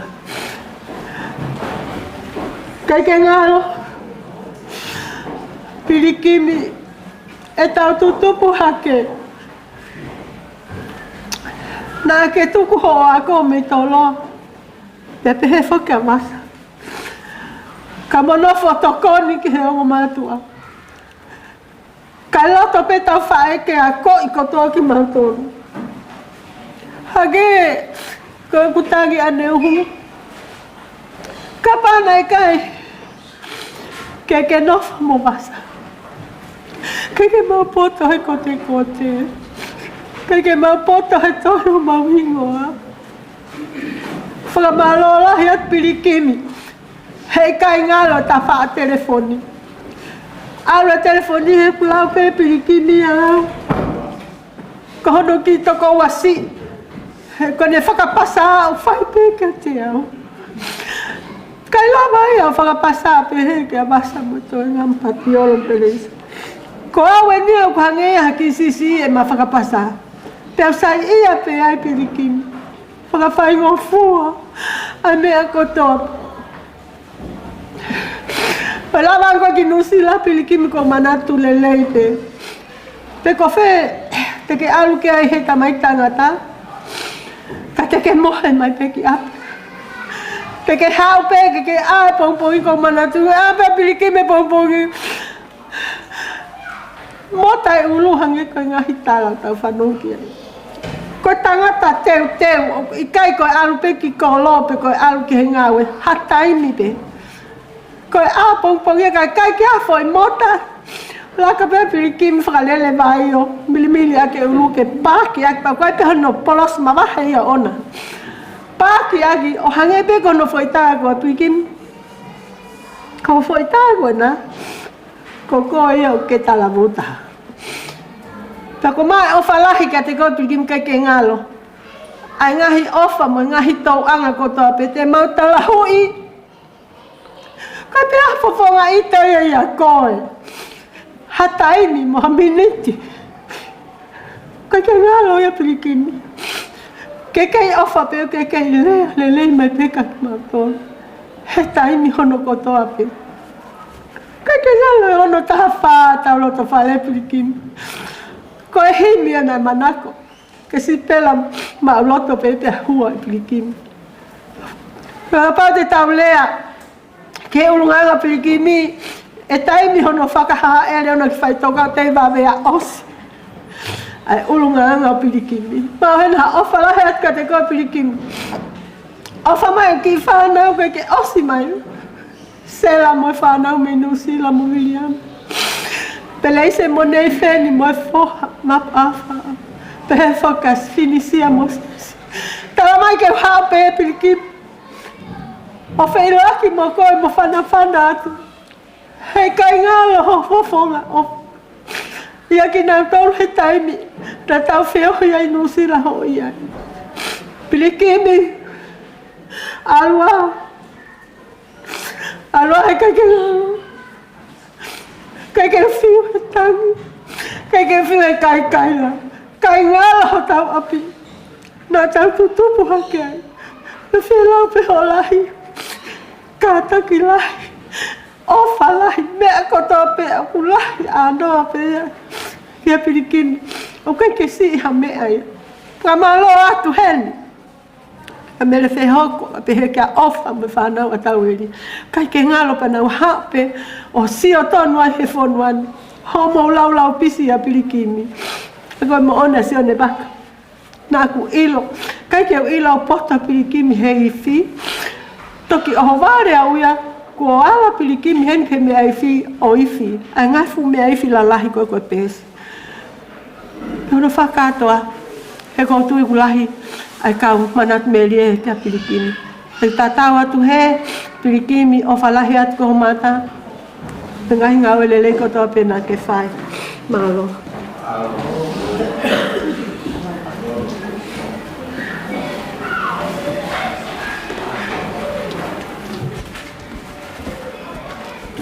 Kore pe ki whainga maari e koe ni ha ki minit pe tolu māku. Pilikimi.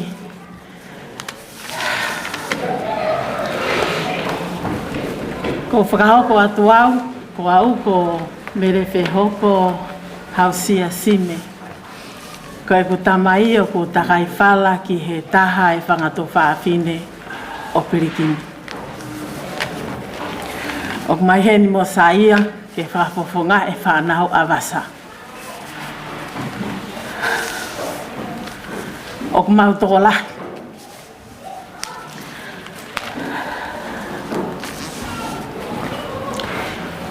Ko e tau e ua fulmataha e whio hipa mo i tamai o ikon. Na u lele mai me Nusila e wafe manima ko e tau pia na u wheloaka e mo Pilikimi. Na e tuia e tengetange tangata koe ni i he wafe taha ono konga ki mui wafe taha ono. O ma whea haa o mai ai, koe tau ene hongo fulu.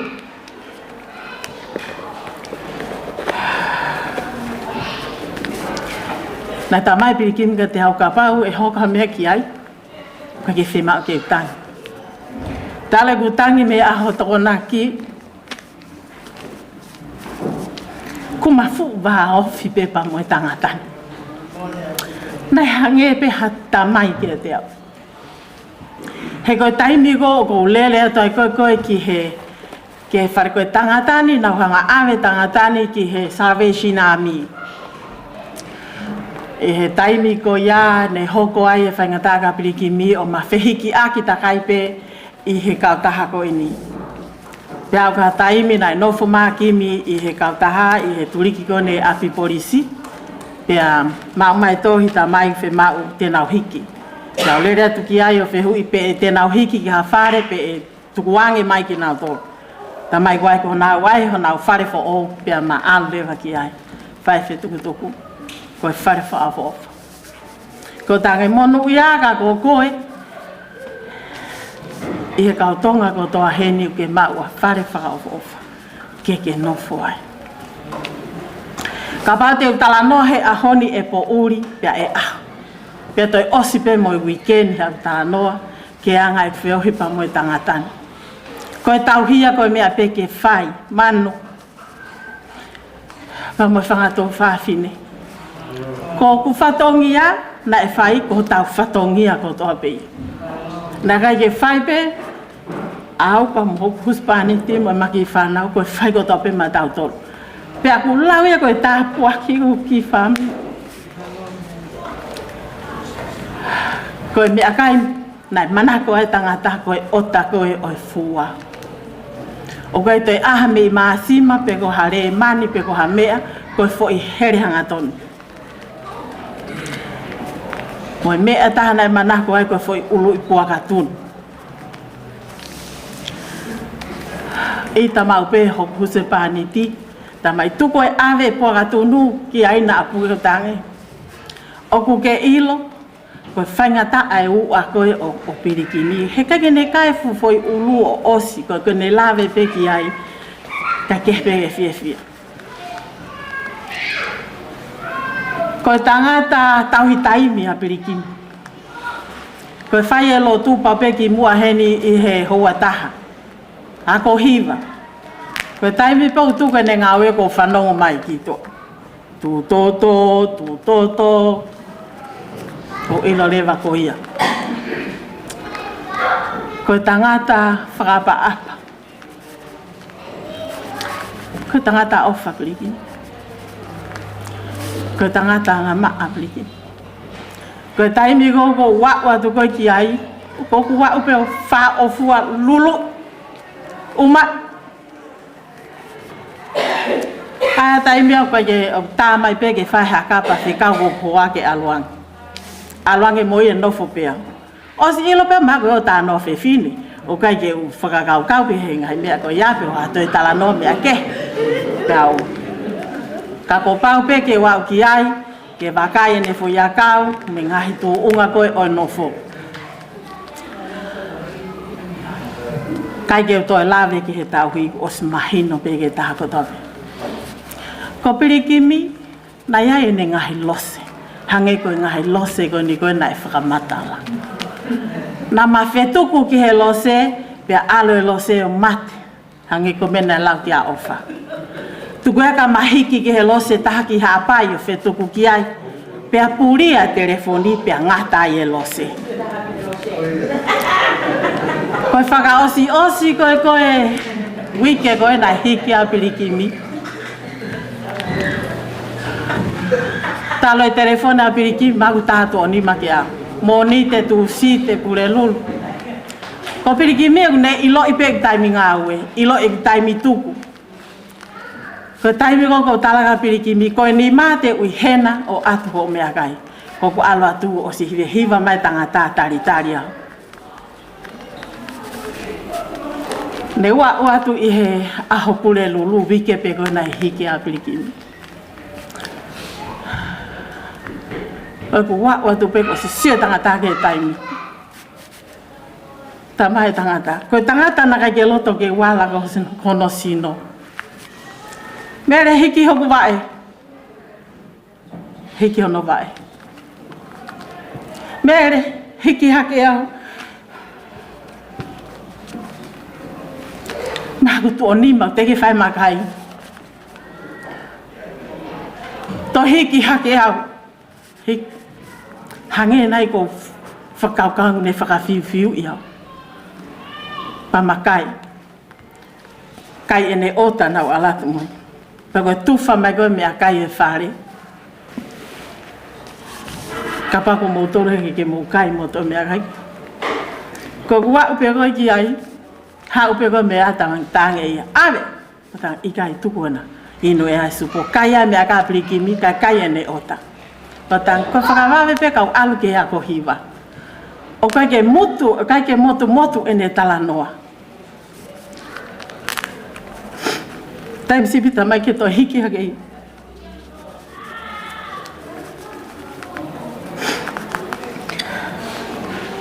Pane to hiki ko no fitu ko wala to poke motua. Loloi. O mati ai.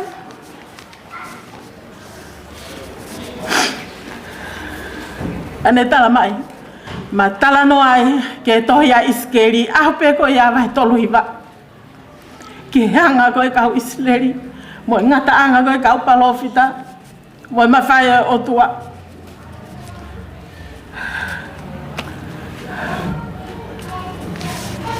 Ko toi ngai folofola.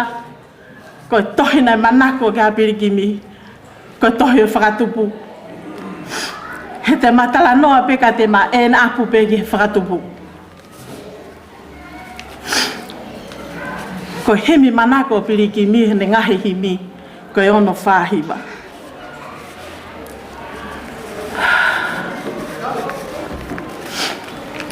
Osi peko iau pehe mai a Pilikimi. Na e tā mai a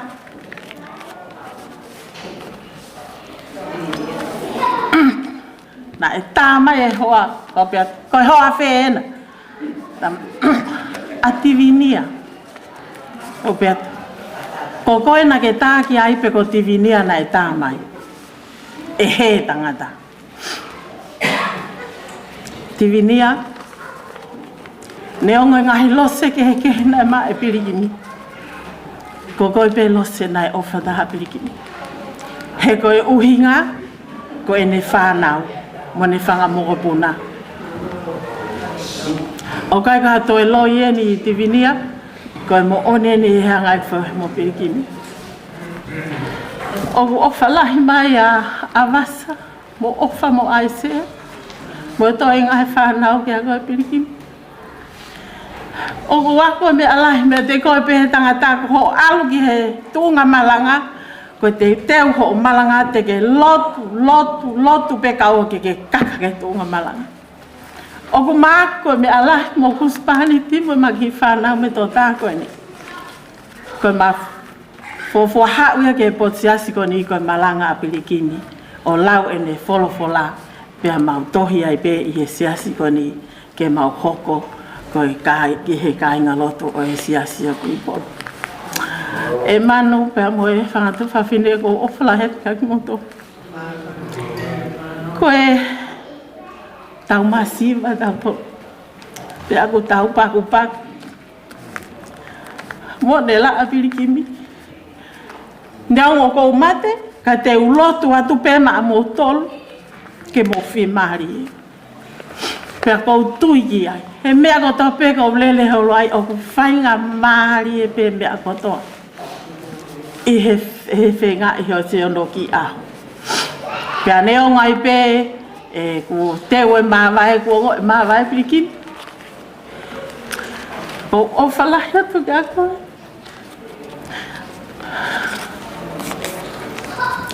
Pea moho kuspaniti. Neo ngō pēko e ngahi fo i lea whakaintia taimeni i. O ka ke lota Pilikimi ke lea maha ku hoa kia te au, pa te makau rewa. Pa koe taipe ko lea ko hoa, e ita Pilikimi. Ko o whalahe a Pilikimi kia te koe, o whamawasa mo toi ngai whanau. Koe o whalahe kia te mo tau, ko o whalahe ke siasi, he koe taimi pe o ku maa. Alwa ki whare mahaki ka wheitu, koe where a whare mahaki ne me alkia. Koe kore mai pe ke siasi halotu maa Pilikimi. Nei kai pe ke whainga tā ia tangata pe langa nei toki langa pe a Pilikimi a hatu apure lulu whalai pe a hiki a tā Pilikimi. Ko ia ko o whalai pe a ki motolu. Vai ka whai.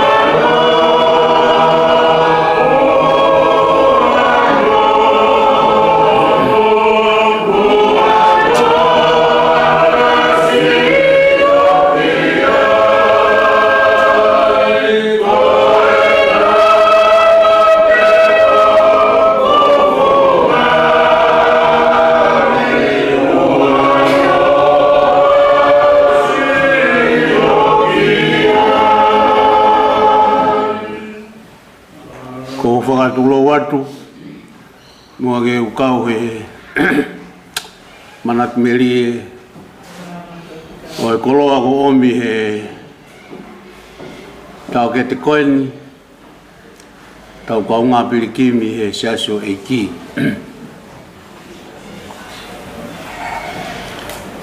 whamalo ke whailote siasi he omi he koloa Nai tanu maki hen he mo ui a Pilikimi Te ko ki manat meri e pe ia. Ne o kulahi ngahi mea. Ko manat kiai. Tare kuheni ko e tauhi o Pilikimi e wafe tātolu pe o mamahe meheni sa anuari wafe tāono. Ko tāne hongu furu ma fe puringaki. Ka ko manatu mau pe ke ki kupilea ko ni ne ngawea ki he apostolo ko Paula ke kai ngalotu ilo ma. O ai fu tokanga ke tā kaua mo e kau mao lunga. Ka ke auhia mo e maulalo. Koe ki mou ia Pilikimi ko maulele heni.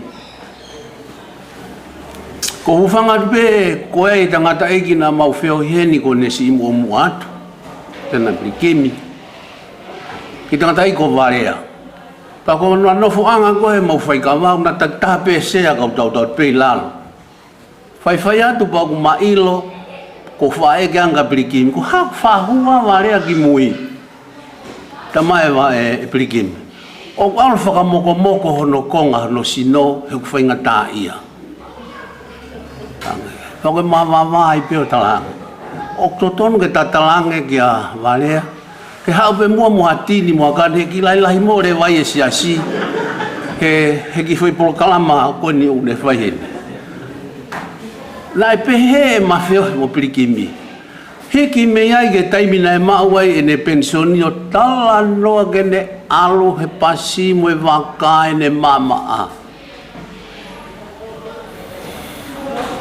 Ko whalere ki tonga whenga maari e kone ku marolo he ngahau e.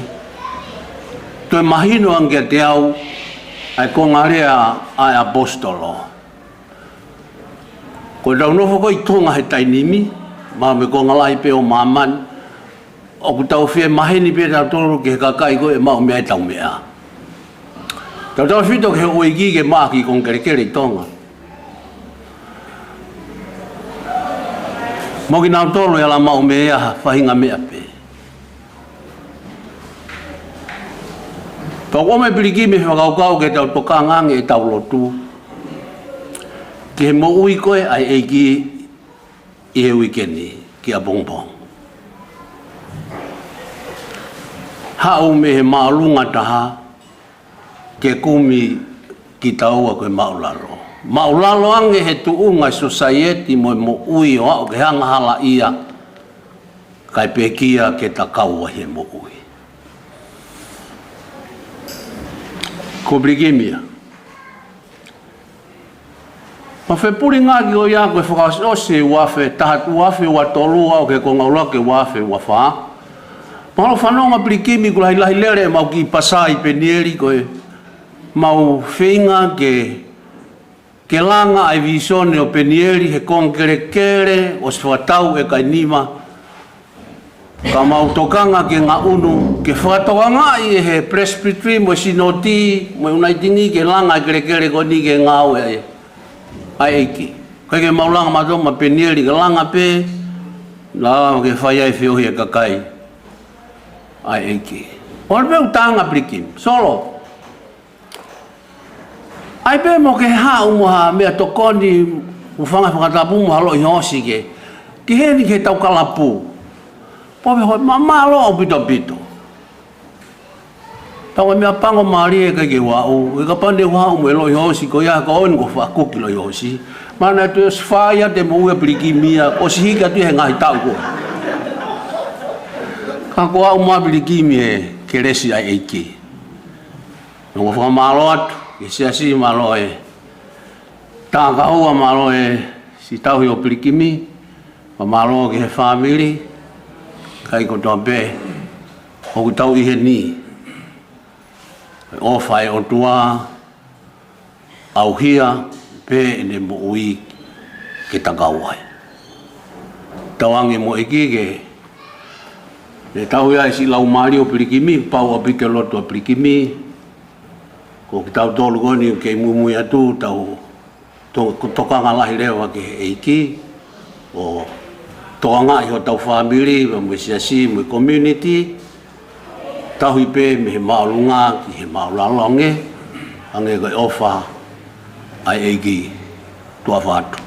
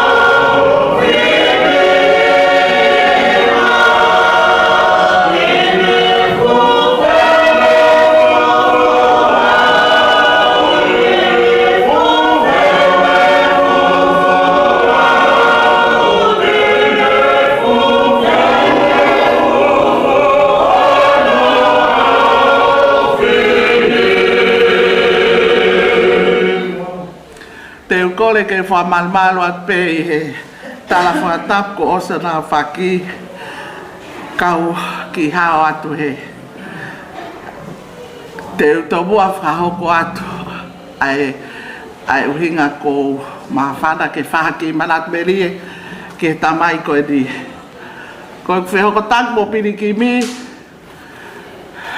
ko Pilikimi ko e ofe fide ko e fohaedi o eki ta ko foha siasi ko au ko ofe fide au o eki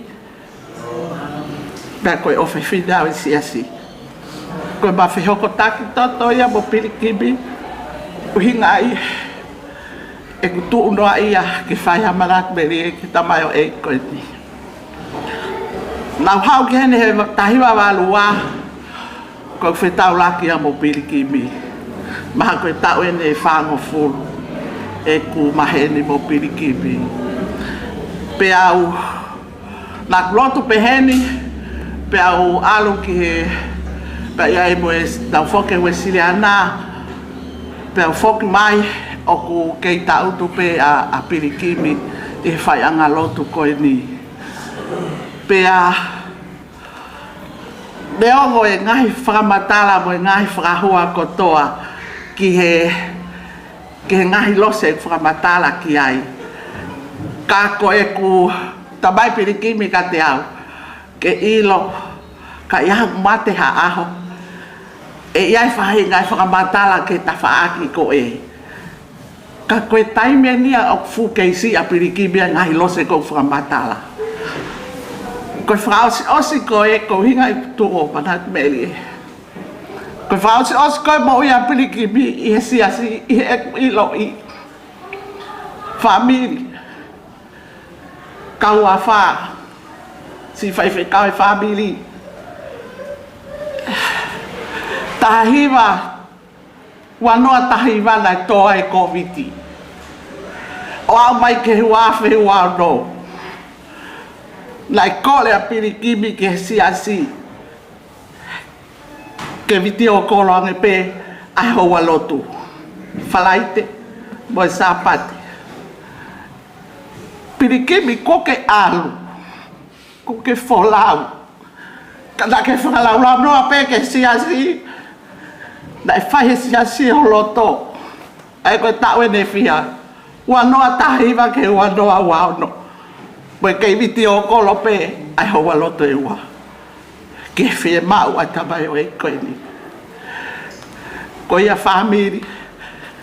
O au pe ke fai loto a Pilikimi mo ne malanga na e whakarea ka e sea whaianga loto.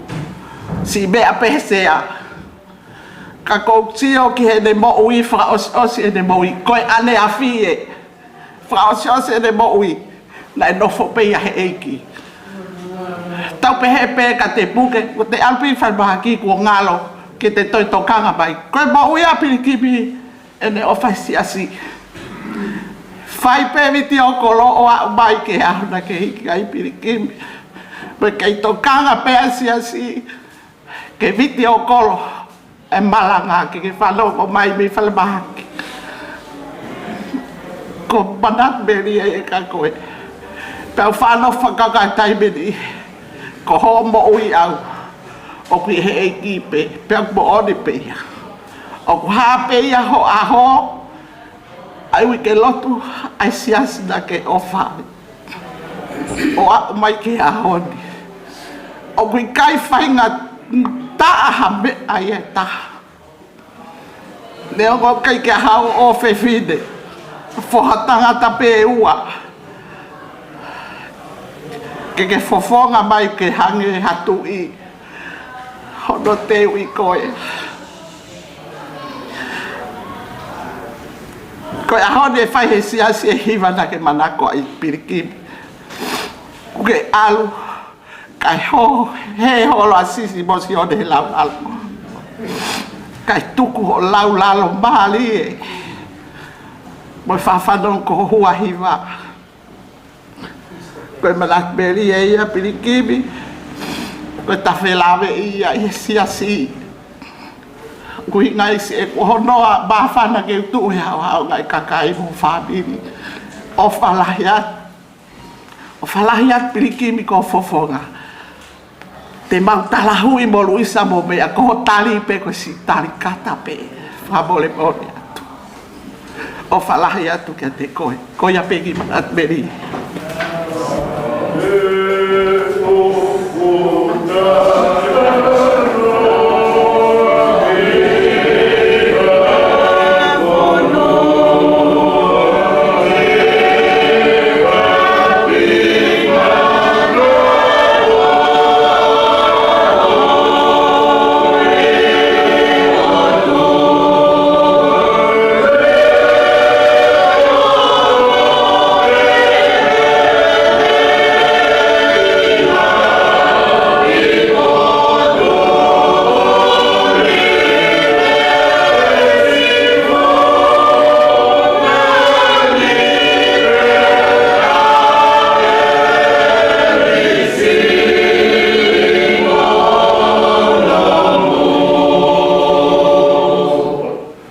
Kole ke uhufanga ngai fatap ko toa pego sona faki ka ata mo oku ke fai ki I manatu melie ke tangata eki ko ni te ula ki fa ho ka tuau patok ho ka te manat melie ko ki ngoa ko Luisa Barani ko ho au e sea fa ngaloto pa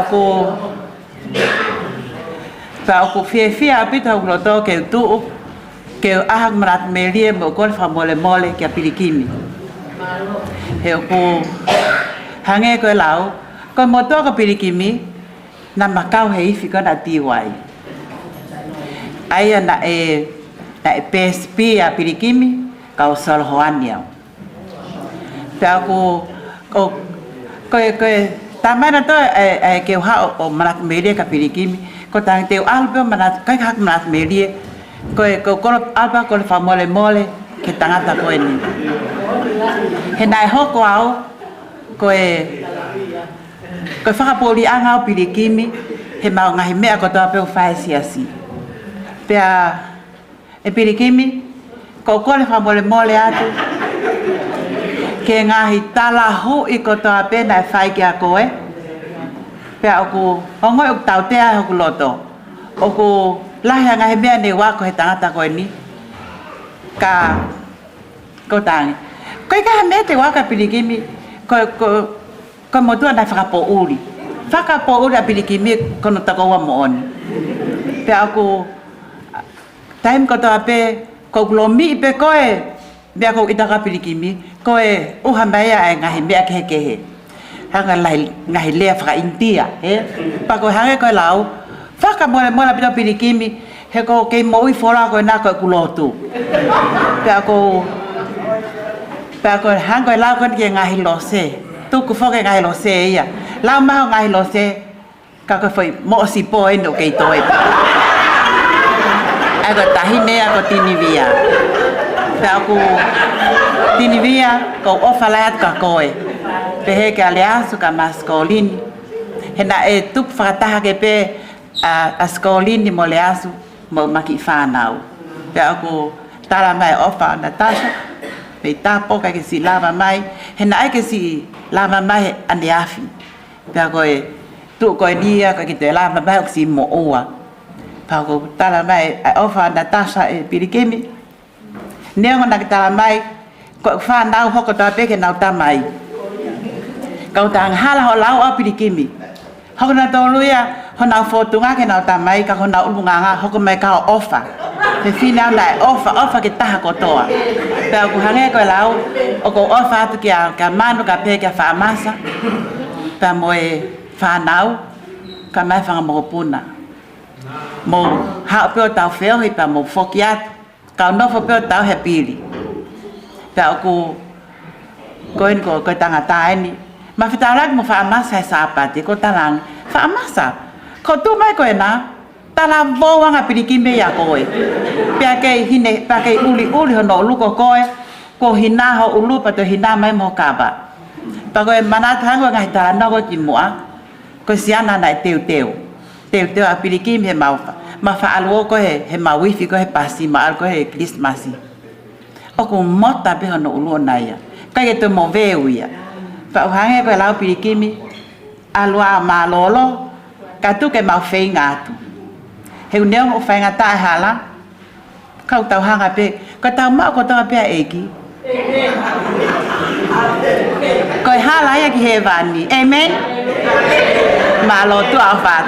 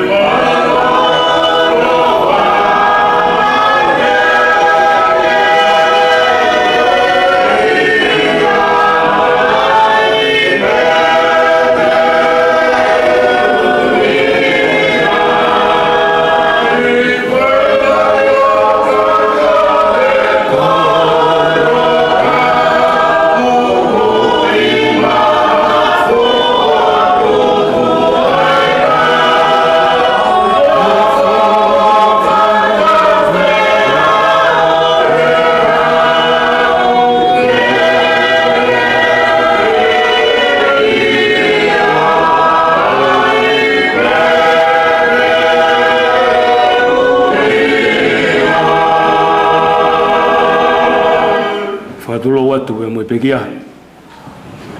tapu ki fahu ai ata mo mutuani ke faho ko atu ai popo ki ofa ai ngalfanifo luto sene ke te koe aho ni ko ke toka ka ko president malolo koe klap ngalfanifo mo ko mau salute atu he tuunga na ke takia ki mautol wa umai ki aha koeni he uki tala no ameria tu peke taki tau koeni kone toka i hono toka anga na ku nofo no usila ko toki hiki mai menu usila ki he ni wafe ngofulu ko president ni kalap ngalfani fo ya mau whanonga mai, wau ka tuunga, ko whatongai,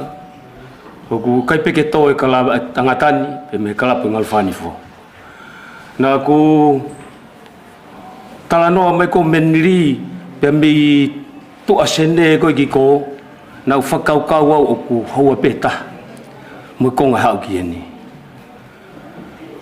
Kau ku kaike tuku eni aluange, whalaite kotoa, pau peke aulange mei heni, kisah stahila o lere kalapu kai ke amana ke o fumama be ku re luang e tangata ikin ya konia wange pek stahila o tuk tange ke pikia ya ko au pe sisi ta kalapu ko alu piki mai ko uinga e talanoa ke ai mea ko fai matea ke ngawe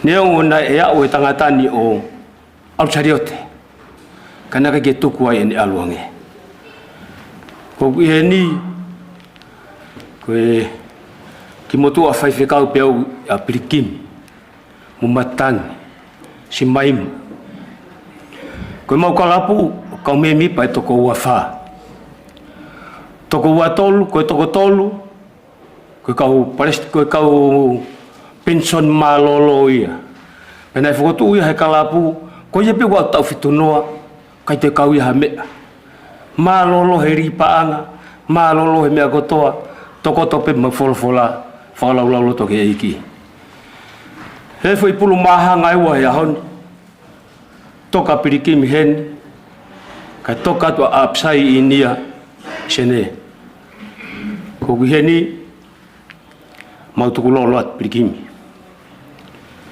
ku hoko ai na toka ko ni ahoni malanga i fata ai peki nawa ahon ko hinga ya e ku heni ke mau tatawa tu ko Pilikimi fa funga ya te president lo tonga he ke ka memi pa ko toa ngalfani fo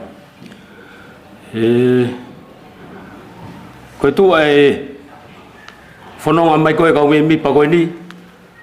Hoku me mipa mou yang ai a matangi maire. Pe mo si mai ma mehen.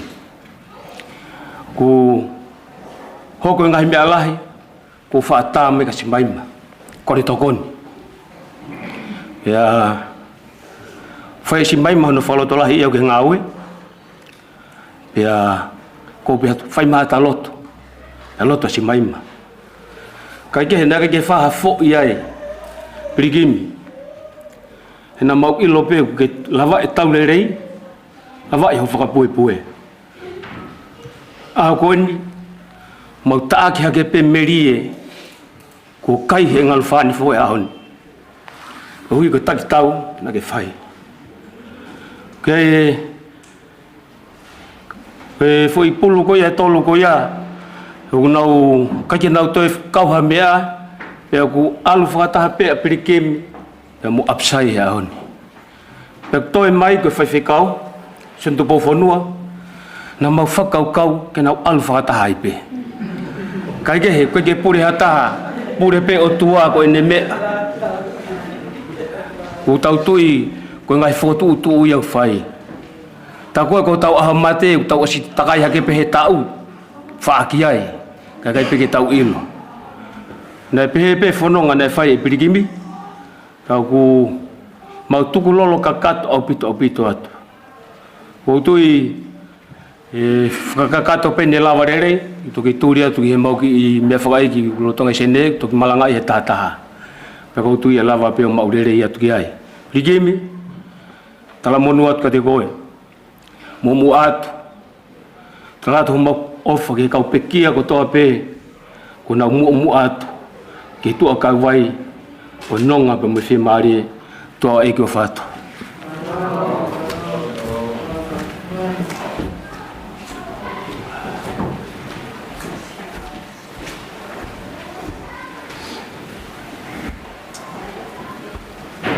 O mole atu pe.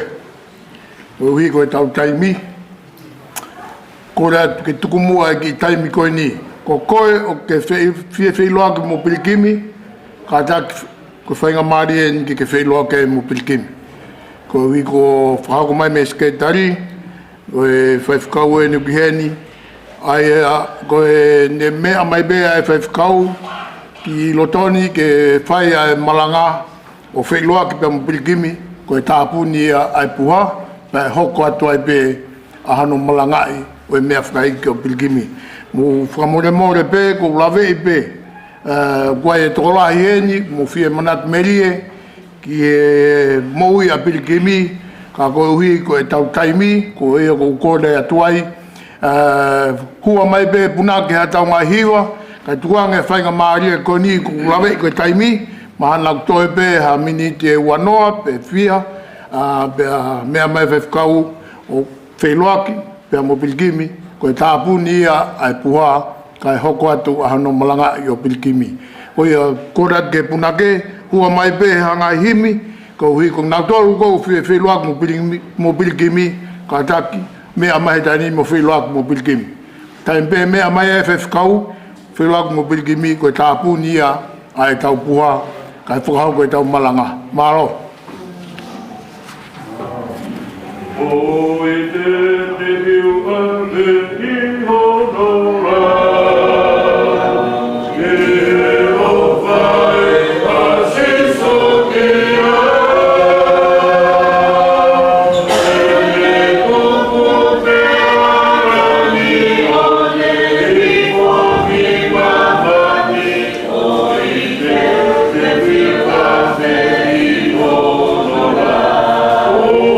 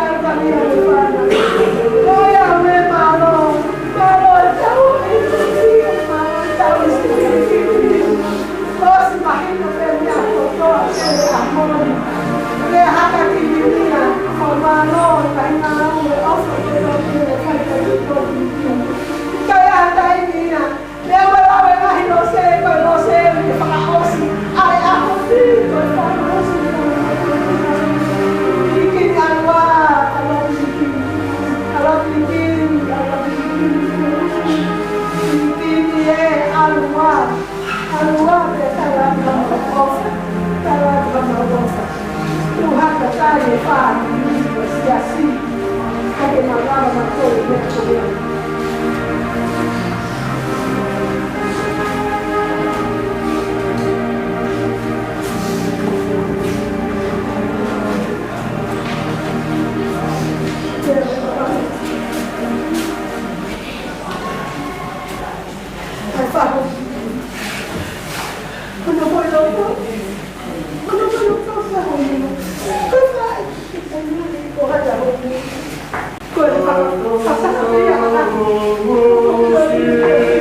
Oh,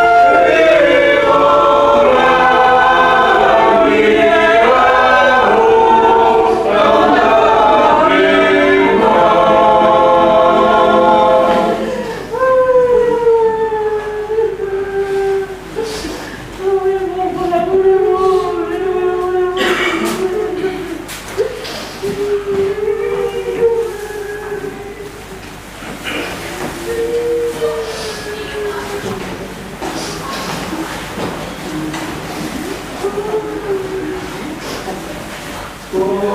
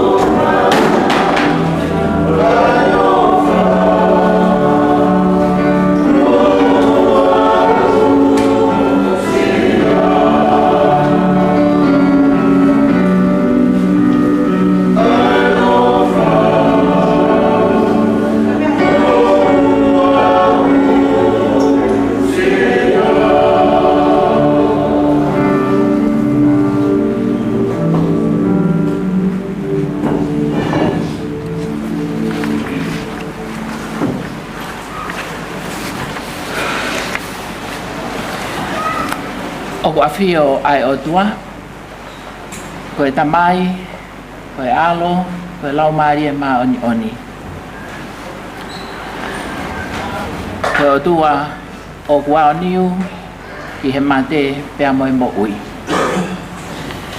Tau whakapapa ki he Carrico clan, o i Tarup people, mo i Tarup nation.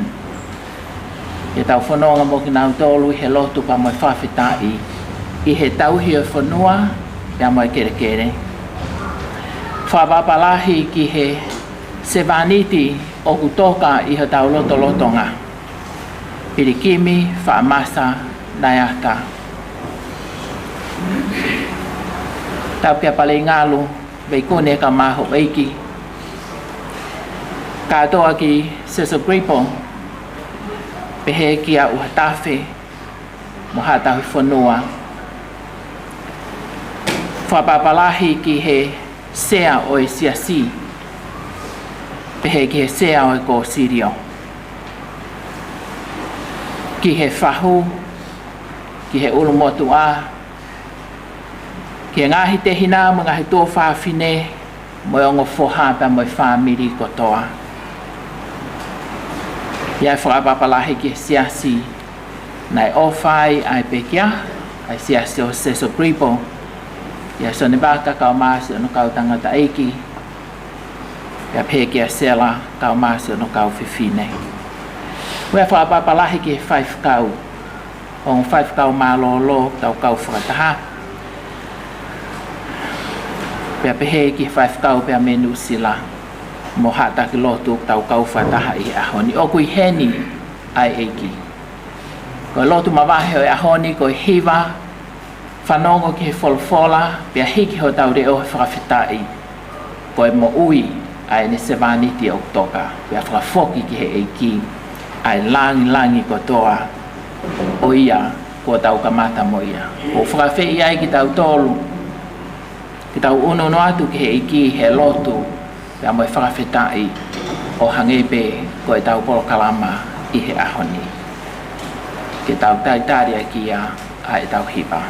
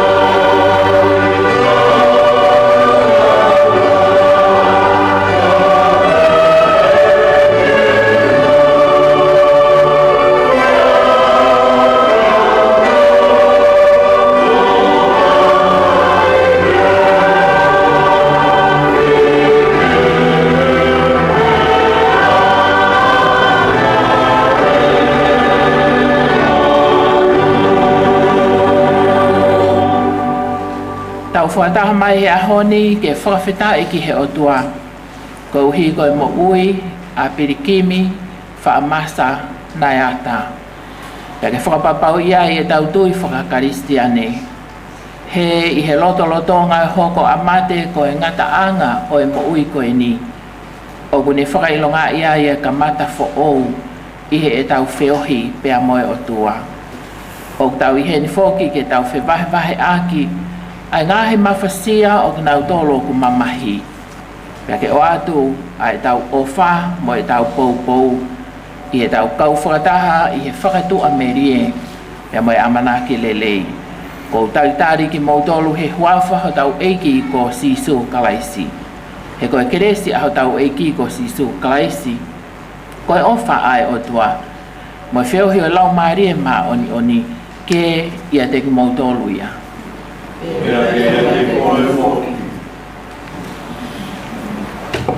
Koe wholawhalahimi, ka maitaake e tau lotu whakawhetai ki e pongpongini, ko hono whaangeau tolu mo fulu maa walu e himi, whaatolu walu e himi ke tau hiwa. Awhe mai a he kua pouri he eiki koe hokulau maari e. Ka unu ai kakai o tue noa, awhe mai e o ta whea o a.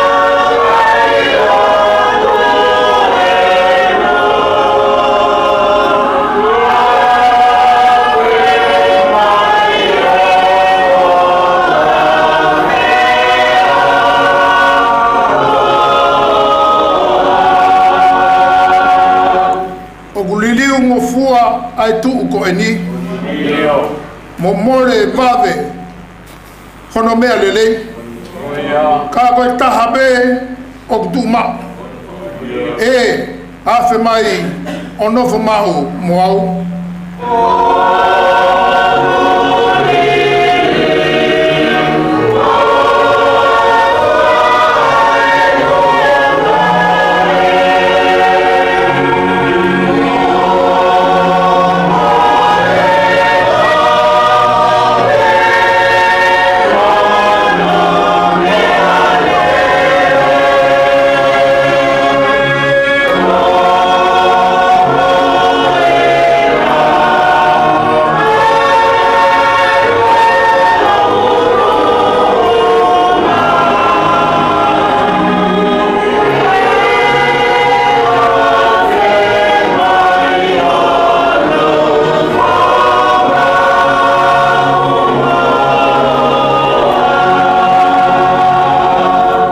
ko hiva mai he ves whakaosi. Ka tāko koe uma a mate, talu he haakia I kāraware, pea e awa a whaitoka ia o haatu ki e koloria.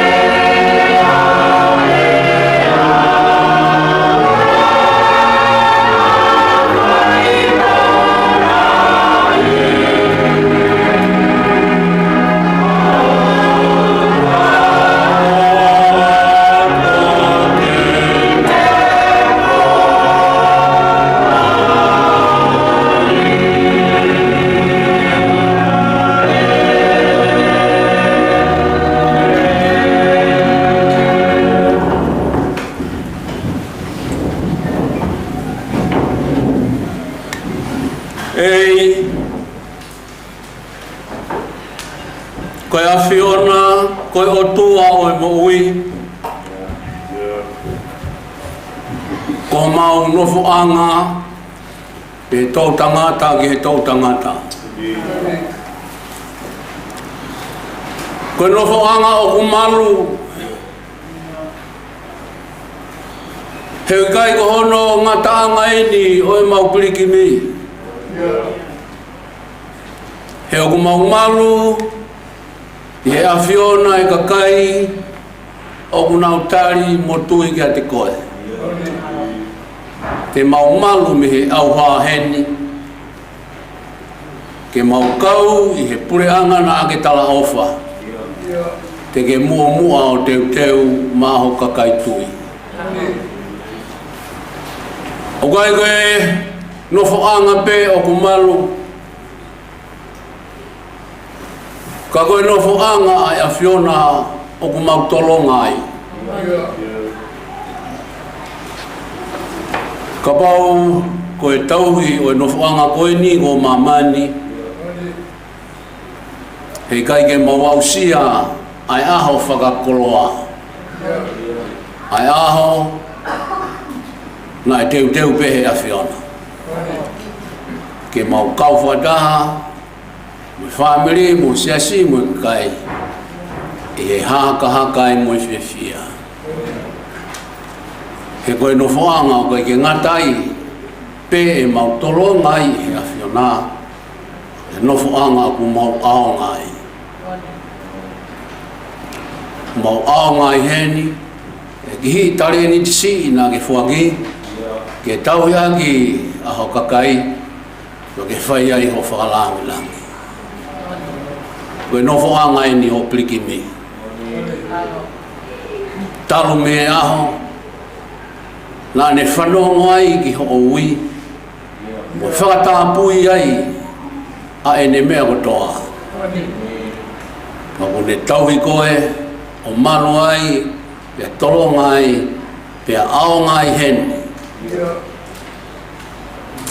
Ko hono sino materie foko toa pe ki hefu, ko hono lau mari e, ko matai koloa ia o e a Fiona.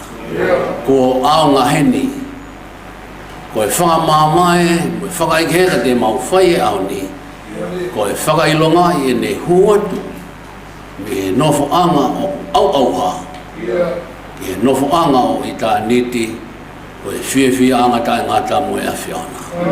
Mau whakamalo atu, i he muui a si o sevaniti. Ko mahu a hono tala mo no koloa, o e lelei kotoa pe, na ke whai ako no whakateunga. Ka ko ne whakaari he tau si ono whaabiri, whai mā te aki i he whatongia ho siasi, mo e community wa mo e kakai. Koe a honi, koe ngata a ngai. Ono reo, ai ne mea ngotoa, ua whoki atu ia ki he a Fiona. Koe maulo tuku mua a e ngahi matai koloa, na ke whaki, ke hoko se ini atu, e he whanau mo e whangamopuna, behe ke whangatehina, behe ke family mo e kai ngā ngotoa. Kau mā e siasi, kuripolo, na ni hoko ko hono api mau, mo ne tauhi o tua, na whakaari hen. Maulotu hanonga mo a whemari. Mo i leleo i sino atamai me lau mari, ke tau maringi mai me a Fiona. Whakapopolo mo, whakakofu ankia, ai family mo i siasi. Mo ke mautolu ko toa ko tai mari i he koloa o e aho ko e ni. Molo whola mo no ngahi manatu merie mo e whio, ko ke omi ki si o tamai o e ki o maulawe ai. Tauange ko mautolu ai mo ui ko ia, i he ui ke koe ni, ko whakaheke ka whakataha se ne mo ui, mo e mau manatu merie ke tau e wafe topu, o e ngā ue ko ke whai i he ui ke koe ni. O kai siwa e mau mamanaki. Tauange ke ne toka i he nonga mo e whimari e a Fiona. Pea ke inasi he nonga mo e whimari e ko ia. Ai family mo e ui tau mo e whanau mo e whakamopuna mo e siasi mo ki mau taulu ko tope. O mau mo ui ai pe i he ahoni, ke whai ho whakalangi i a klaisi ko alo, ka ko mau whamu ui e meni. Oh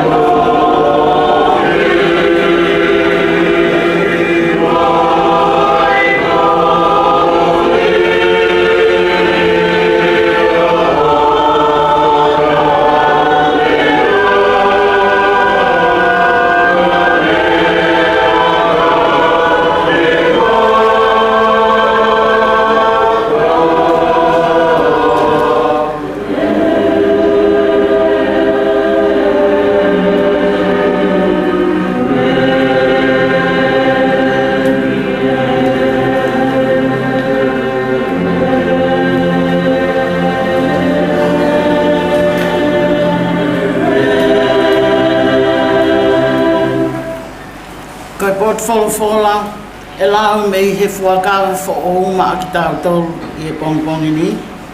O ku haia i he gospeli na e hiki e sione. Wahe hongo fulu maa wha, vesi uloa ki hono tolu. Pea mo sione wahe hongo fulu maa taha, vesi uanima. Ai au pehe hono whakarea. O ana atuku ke puputuu homo uloto. Tui pi ki tai ki he otua. Tui pi ki tai foki ki a te au. I he api o e kutamai, o kulahi ai ngahi nofo anga. Kane i kai pehe kua utala ki a te ki mou tolu. He koe ku alueni ke teu hapotu ma mou tolu. Pea neongo teu alu o teu hapotu ma mou tolu. Ka aku o toe hau pe. Pea teu mau ki mou tolu ki a te au. Koe uhi koe potu o kou i ai, ke mou i ai foki. Sione, hon fulma taha vesi wani ma. Pea mea a sisu ki ai. Kwa au pe koe toi tuu. Pea moe mo ui. Ko ia au kutui pi ki tai ki a te au, neongo kua pe kia. Ka tene mo ui pe. Amen.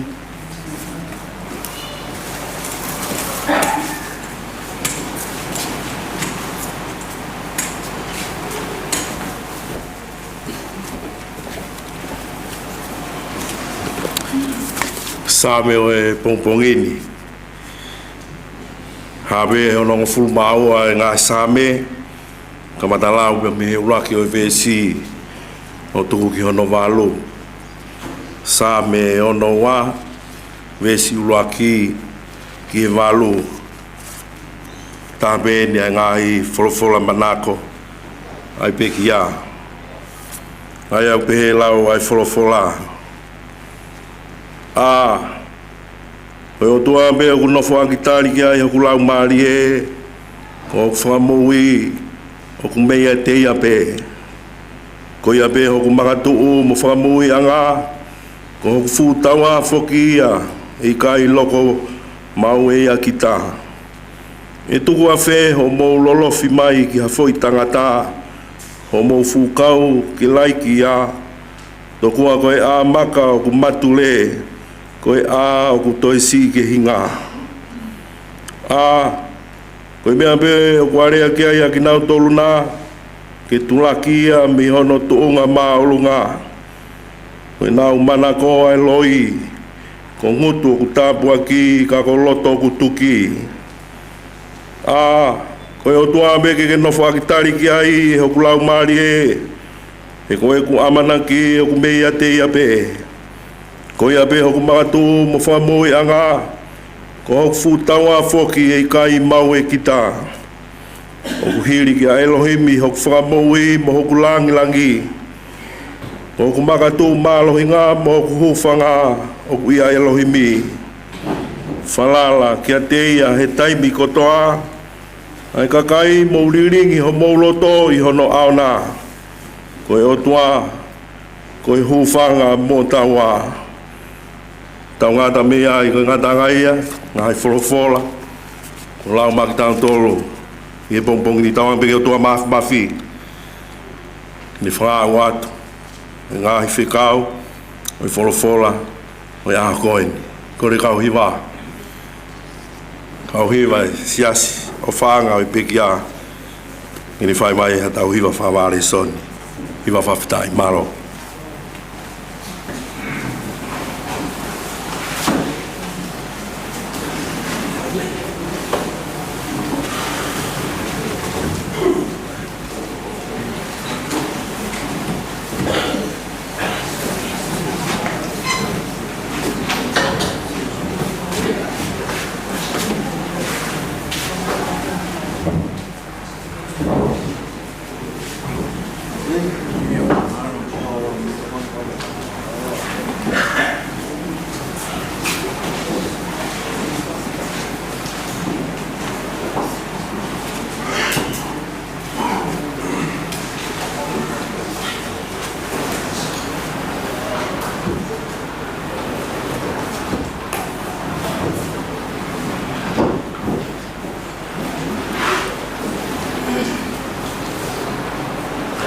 Amen.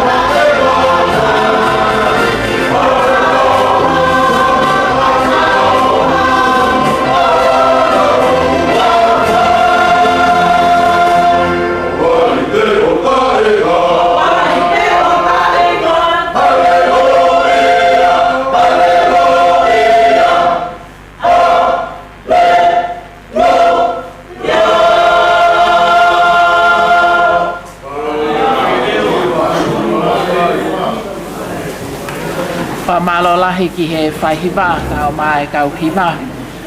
I he whai a hiva, whakalangi, le a mooni au pito pe hiva mu whai he ahoni. Ko e tālai ni o e whanonga o tau whai. Kala wafe mai ki seso kripo ko tuk whanonga no longo mo ui e nau hiva. Ko wakaya ku toi peke ke tau olunga malo isa ia i mua. Pau toki nofu whakakau kau beo mana tui. Ko e tamai o eiki ko ni tahaya mea nai manako ai hiva. Pa ko lawe i hano whakahauko mai na ne taimi, manako he taimi. Ko ne taimi pe ke whaia e lotu pe kua umai pe ka ko hua e ia hiva e lotu. Pa ko tu i o pe he lau maari e whai a ko mo hiva he ahoni. He o tuha mo tau ai whakalangi mai se vaniti nai ofa he ngā wei mea mo e whai o hiva. Whakamalo atu. Whai ngā maari e koe ni kutukua ngeia e tau whanongo ki he whakamatala o e pekia.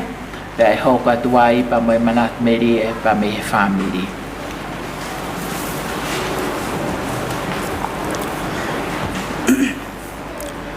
First and foremost, I'd like to give thank you to God. My name is Segeti. I'm the second daughter of Lasu Whaamasa Naeata, and he was one of Gimi's younger brothers. I take after my uncle, and my English is really good, just like his. Pioka lafi o Pilikimi Naeata Whaamasa. Ko Pilikimi Naeata Whaamasa, nei tupuia he ongo mātua, ko se Osaya Naeata Whaamasa, o a wha mo Ana Violeti Manu Naeata Whaamasa o Haawakatolo. Nai whanau ia Pilikimi Naeata Whaamasa i he aho tahaua sepitema tahahiva whanima. Pea nā ene tali hono ui me he eiki he aho ua taha a mā asi ua noa ua ono. Pea ko ene maalolo eni i hono tau walungo fulu mataha. Ko Pilikimi Naeata Whaamasa koe whohalahi taha ia he whānau, e toko hiva, a Siosaya Moleti. Aia ko e lahi taha ko Pilikimi Naeata Whaamasa, ko whikaua ko whololeni tō ia, ko ne mālolo. Ko whikatolu ko Leasu Naeata Whaamasa, ko ne mālolo. Ko whikawha ko Vasa Hausia, o ko ne keimo ui. Ko whikanima ko Aisea Manu, Naeata Whaamasa, o kune kei mo ui nofo nusila. Ko whikaono ko Peleise a ngā aitau, ko oku kei mo ui i tonga. Ko whikawhitu ko Patiola Vaifo o Havili, kei mo ui nofo nusila. Ko whikawalu ko Pau Vaikona nai toko, kei mo ui nofo i Australia. Pe ko sisi i taha, ko Feleti Whaamasa Naeata nofo i Nusila.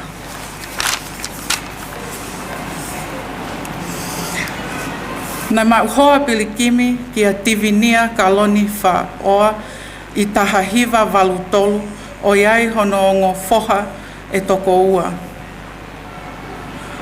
Ko lahi taha ko Sikaulini walahulu i Olotele Whaamasa Junior. Pe koe whikaua ko Leasu Whaamasa Junior. Ko mau hoa a Leasu ki a Tina, pe ko na whanau o kutoko wha. Koe maalolo e na Pilikimi, ko iai hono whanga moko puna e wha. Ko Lata Rose, ko Keilani Valeti, ko Leasu Junior, mo se misi Whaamasa.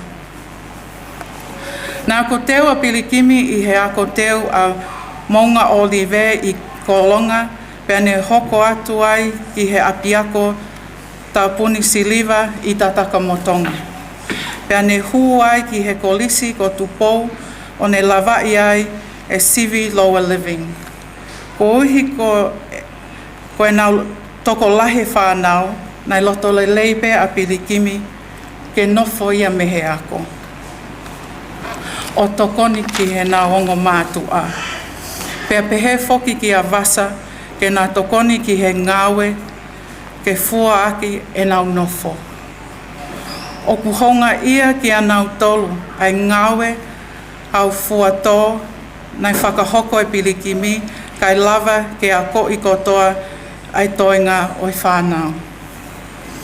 Pe awai pe o ne hiki whonua mai ki he whonua ani i he taha hiva fitu hiva.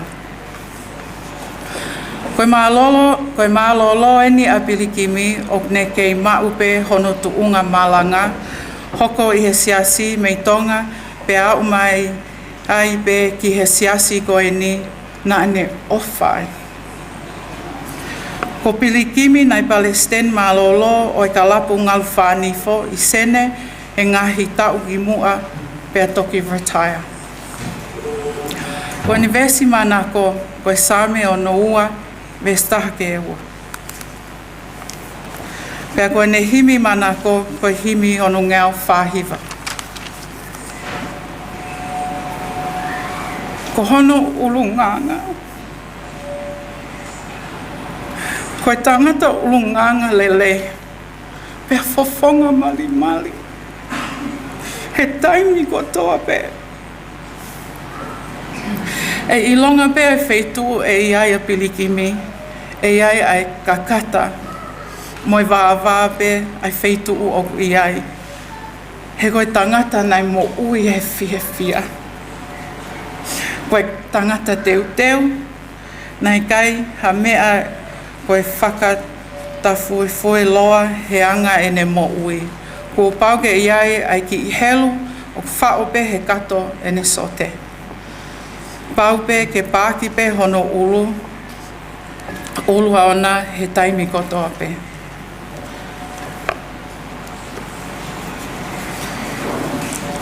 Wholaua Pilikimi. Hei kai ngalo ho o toonga kotoa pe. Mau ofalahi atu ki ho fofonga. Mua atua i he api kua teu i he eiki. Maau. Toka he nonga mo i whia male ho tau eiki. Tua ofa eiki atu. Mama.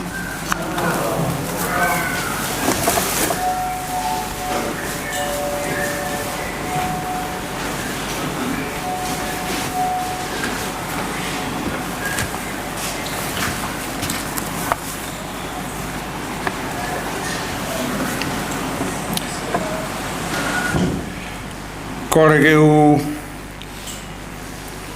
whangātu he ngai tala whakatapu kotoa pe ko kamata aki ai tau wheohi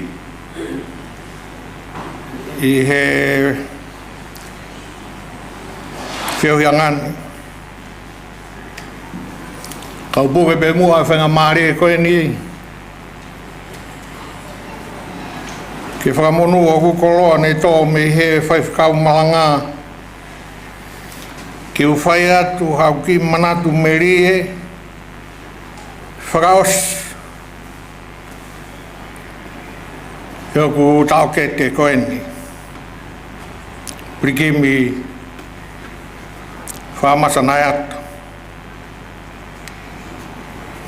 ki mui ke urawe ki manatu merie ke kai ke loloa ka ko whambe ke whakahoko atu ku hingoa. Ko hingoa kakato ko aisea manu Naeata whamasi. Ko whika ni mau i he whanau.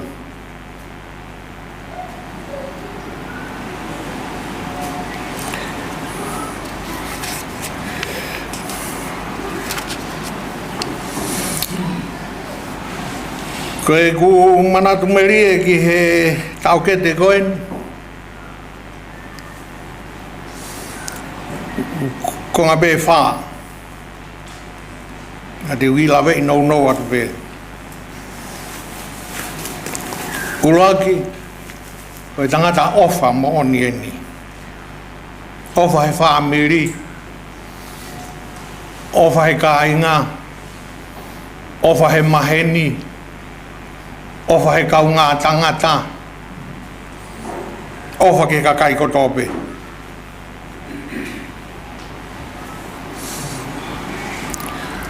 Koe ua, e manat meri e koe tangata whaakātaki en. Tangata kātaki la.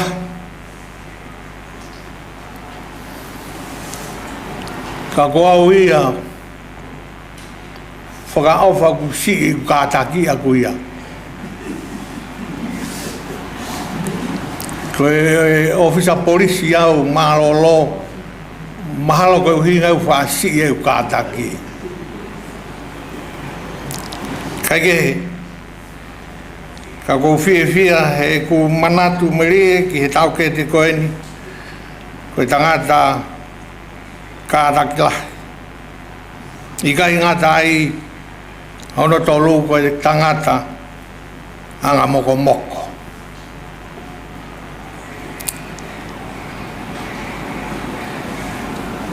Tangata anga moko moko au wito au tau kete. Ia whai ngā mea whawhamiri pai te mau fufuti at mau tolu ka whai ngā mea tono mai pe Pilikimi mau moko moko pe moko moko pe kai awhia si isu he tau mea whawhamiri.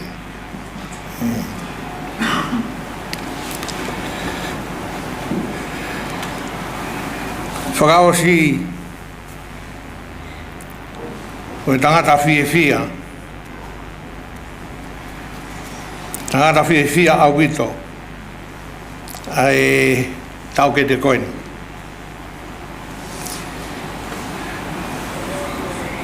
Ki tāna kerwe ki talanoa koeni ko hi kono urunganga o wha na mau nofo whare pola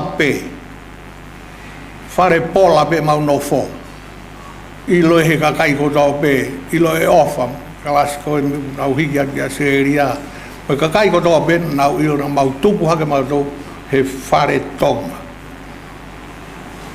kau he kaka niu tangata iki tapu moia ko pe kia e mau kaka niu koe ke tūsi i lalanga i pola lalanga mo i takapau koe hi koe ngahi o si o mau whare.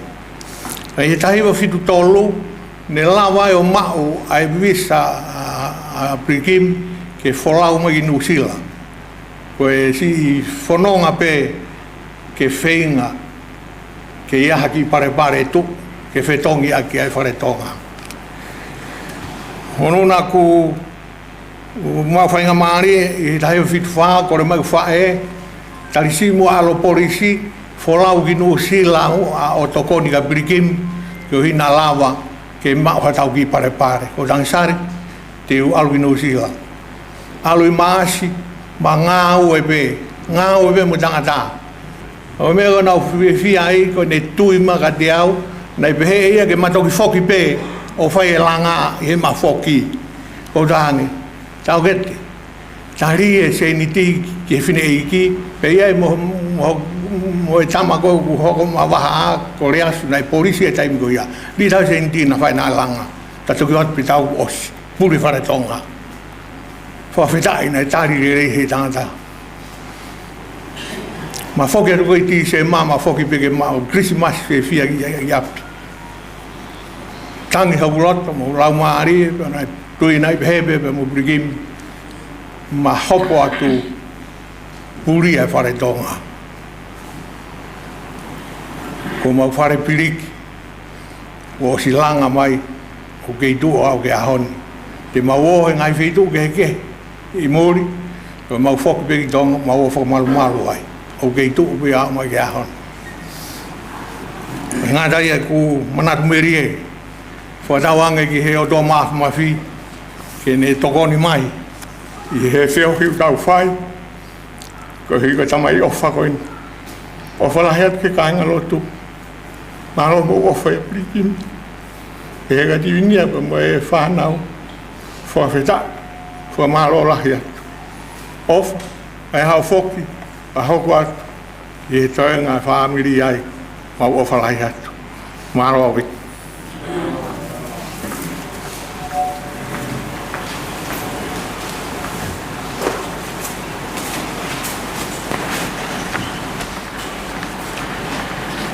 whamalo lahi kia manu kono whafonga mai ai whamiri. O mi ai talanoa whakafofa mo whakawhiawhia i he whanonga nei whai e he taukete ka koe semaniti o toka i he tau lotolotonga. Tūpe mua ke u hoko atu ai pe. Hoko atu ai pe ai talanoa o e semaniti koe ni. Pea mo ene mo ui, mo ene whanonga, pea mo e eiki. Hange ko ia ku mau mea ki ai ko ene same mana ko pe eni na e whakaongo atu i he ahoni. Same ono ngo fulu maua, pea ku ia e uraki, pea mo e ua o e vesi, o pehe. A ko e o tuabe o ku nofo a ki tariki ai hoku lau marie. Ko hoku whaka mo ui, o ku mea te ia pe. Ko ia pe hoku makatuu mo whaka mo ui anga, ko hoku fuutaua foki ia e i kai loko mawea kita. Whakaukau he same koe ni, whaka ofo ofa ai lotu ai same koe ni. Ka hawai whakaukau ki a Pilikimi, koe mea ni nani whakama opo opo aki ene whanonga. I kai hatoi taha ko koe pe e otua. I kai hatoi taha ko koe pe e otua. Pilikimi's favorite psalm, as Denise share with us today, is Psalm 62, verses 1 and 2. For God alone my soul waits in silence. From him comes my salvation. He is my rock and my salvation, my fortress. I shall not be greatly moved. And when I reflect on it, what comes to me, to Pilikimi, his last prayer, no one else except you, God. No one else except you, God. Ahoe nia o tau whakatahataha mai o whailongai a e tau ofa, ki he ofa anga o e whamiri o e siasi pa mo e whanonga. I he taimi tau o tau whakailongai, ai ngahi mea e tokoni ki he tau whanonga a ki tau tolo o koko atu i he mo'uini. Ko same koe ni na e whiri e Pilikimi o iai hono uhinga. Pau kai koe ne toki whiri pea e same ni na e whanonga mo ia, pea ko uhi koe lahi e ne tau lau e same, e ofi ki he same pea uhinga maari e ki ai e same. He has been with this psalm for so long. He reflected on these psalms, and these psalms become his daily prayer, right to his last day. Uhinga ai whakaukau o e same koe ni, koe lotu mo e hohoi me he loto kotoa mo e mo'ui kakato. A cry from the depth of the heart, a longing for peace and stability. Koe hohoi ke inasi i he nonga pea mo e whie marie.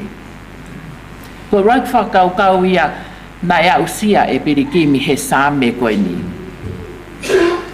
A koe o tua pe nofo aktari ke hoku lau marie. Koe lotu koe ia, koe tau tapa na ne whakapapau i hono lau marie. Kai te aha mea ia e mahu inga he mo'uini. Na mōni pea vahe nei whai e manu, ka no loto o e mo'ui koe ofa, koe whaakataki, koe anga moko moko pea mo e whia. Koe ngahi fua o e lau marie e maupe e hataha ko ne whakapapau i. Koe o tua pe taha o tariki ai hono lau marie. Kai te mauia e hataha. O tau tolu tai mlahe o kumore ngahi mea koe ia pea ko haa tu ho tau loto. He whanonga o e mo'uini. And in time of loss, our prayers often sound like this. We worried. We disappointed sometimes, even we complain. But today, our prayer is a straightforward prayer. It's an honest prayer.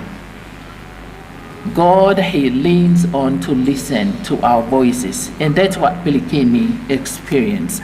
Whakaukau honoua i he lotu o same koe ni. Na e ausia e Pilikimi ai vā mamao o ona pea moe o tua. Hange be koe tala noa o e Same, from the ends of the earth I call you. Ngata anga o mamani, vā mamao o e tangata pea moe o tua. Ka koe mea ni na e whakatoka ngā i e Pilikimi he ne tautou lau e Same koe ni, tā koe o tua o kuofi mai. Tā koe o tua o ku ia te ia maupe. The more he read the psalm, the more he reflected on this psalm, he realized that God is here with him. God is always with him. Koe whakaukau hono tolu o e Same koe ni mo lotu nai whai e Pilikimi. Nā ne hanga o whakailongai ai ngahi maka o ku hoko ko tau ngahi whalalaanga he whanonga anga koe ni. Pea ne hangai o whakailongai, neo ngoi hoko e ngahi maka o e mamani ke tau hao mo maluai. Whakaama Pilikimi i he Same mo e whakaama e whatu Same, omi e o dua ha maka o maa lungaangi. Ha maka e toi maa o lungaangi.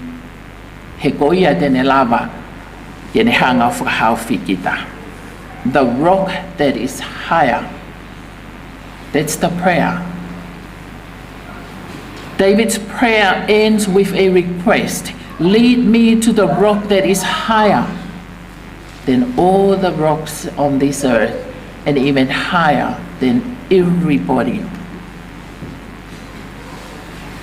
Nane whapapau I ko nounga angaya. Ka omia maka goya he kai toi a uhataha. He kai toi hu hawhiri. In our grief, we too need a rock that is higher than our pain, higher than our confusion, higher than death itself. For us as people who firm in our faith, Christ is our rock. Pea koe makaia nai whiri e Pilikimi. Koe whakaukau hono whā o lotu koe ni, I he Same koe ni, aena e nofo ai e se vaniti koe ni. Koe amanaki hiri a whaitoka. Hope beyond the grave. Whanonga ai se vaniti pia ne ilo I he whatu e Same koe ni. Tā koe whanonga anga o e mo uini. E iaia ngata anga ka ukuhoko atu ai amanaki lelei.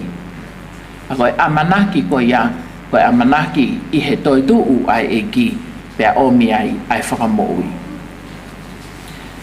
Koe whakaukau ia o e whatu Same, ka koe au sia ia na au ki ai se maniti koe ni a Pilikimi. Nā ne ilo I hono o tua, nā ne whiri ke mahu inga taha, pea ne whakapapau I oku iai ai mo ui heri a whaitoka.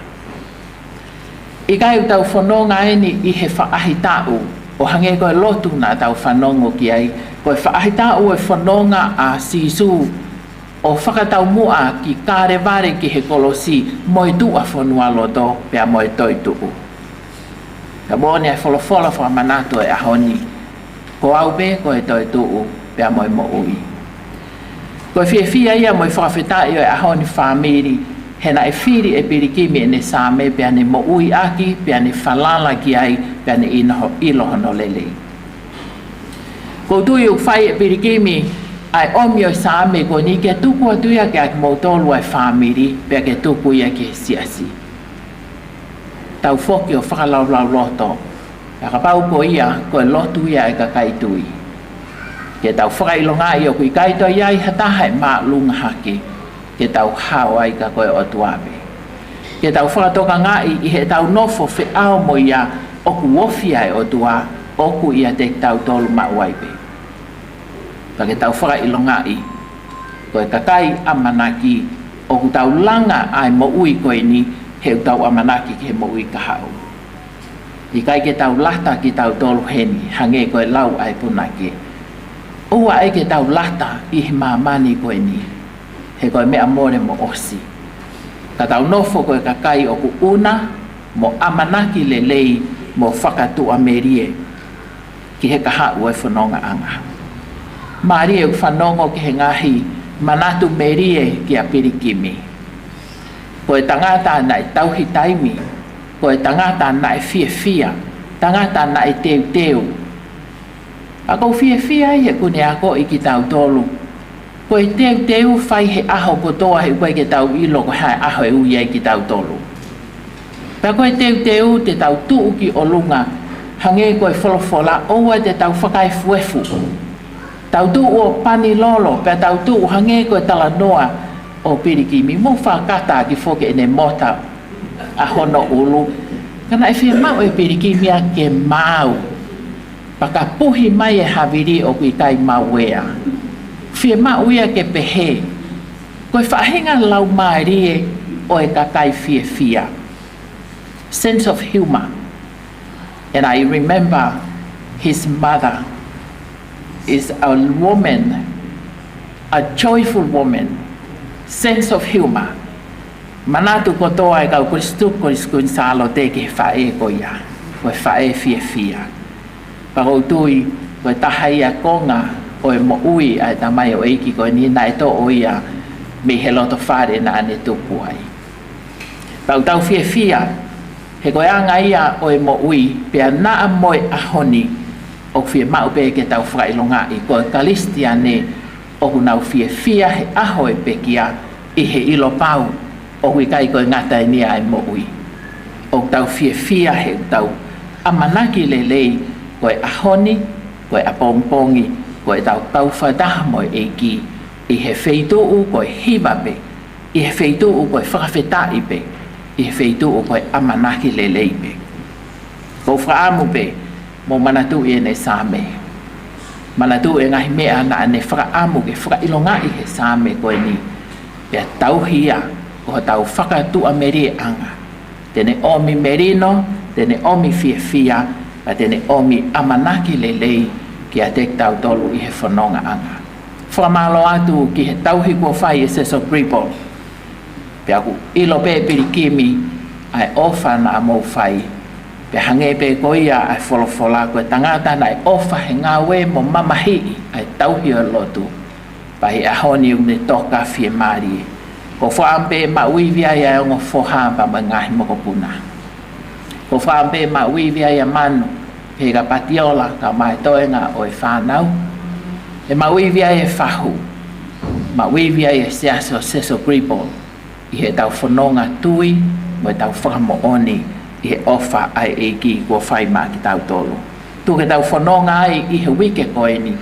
Pea tau whakai ke heka i he loto whakawhetai. Hange pe koe ne tala loto he lotu mo same o e ahoni. O ku iai ai amanaki i he mamahi ai karistiane. O ku mamahi ka hui ai amanaki lelei. Whatawange ke toka mai hano whinangalo. Omi e ne keresi ke lahi.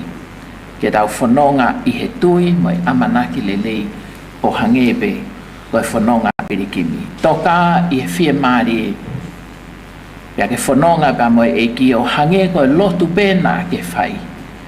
He nā ke lotu amanaki pia koe whakamā o opo aho lotu o ku mo ui aho ku eiki o ku ne tuu mai i ahi aho ki moi. Pia tupe mua ke hangebe koe same mo e tala loto ai tā mai o eiki koe ni. Ka pau tau ihe eiki. A koe haha mea tene ta awhi ki tau toro. He hange o ku kamo mai a sisu ke te hau. Nā mo e kau a ngelo nau ta alo mai. A tuku ho mo puke au. Kau alo pe ke langi. Ke langi ia ai eiki. I he ahoni pa whai mawai pe. I huafa e tamai. Pia mo e alo. Ka mai lau maari e maa oni. He meni. Kore at mua ke tau whai ai lotu hu fia o e ahoni. O tua o e ofa.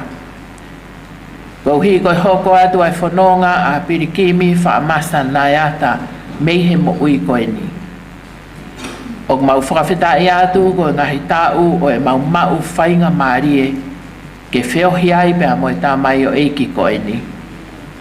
Hui se pā niti ofa. Ta pai whai tō nunga. kui o feina tuonga ane pe mo toko ua na e ofa moanga moko moko momo ui fia kai hulu atu ko e ofa anga ia o e afiona ne o mau tengi hia e mawai ko hoko mau fia be he ilo pau ko hawatu a Pilikimi fa masa Naeata ki he tokup mafi o e afiona he i he afiona o ku ia fia ta ingata iyo ko e tāpua ki ko ia ko e matai koloa e laui kuonga pe ta ingata o tua mafi tauhi pe a puke ki mautolu ko kafo pe a ongo viviri ki ai more a Pilikimi fa masa Naeata whatawange ke mauausia i he hiri ai mamahi mo loi mata ai whakaha mai ka kato ai ofa ai afiona tu ke whakalaka tu e mauwakai he po uri kua tōni ki he whakaha mai a ho o mama whakanonga ho mauloto ho haa ta ofi e mawiri fia pe a puke ki mautolu i ho nonga mo ho o fie marie whailo duni i huafa ho mau egi o siso kalaisi e meni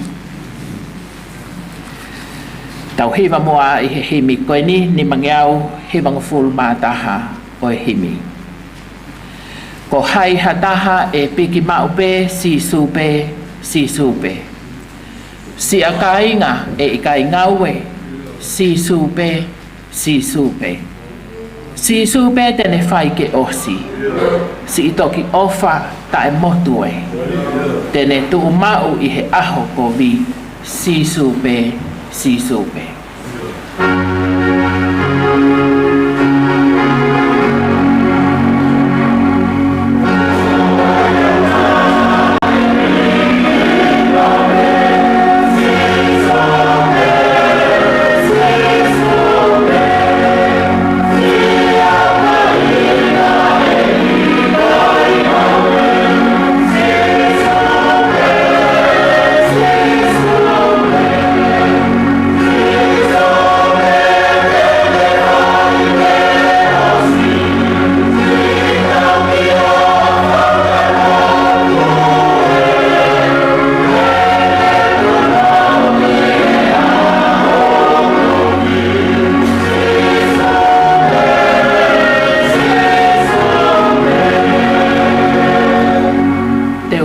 hatu i ke tākaua sisu pe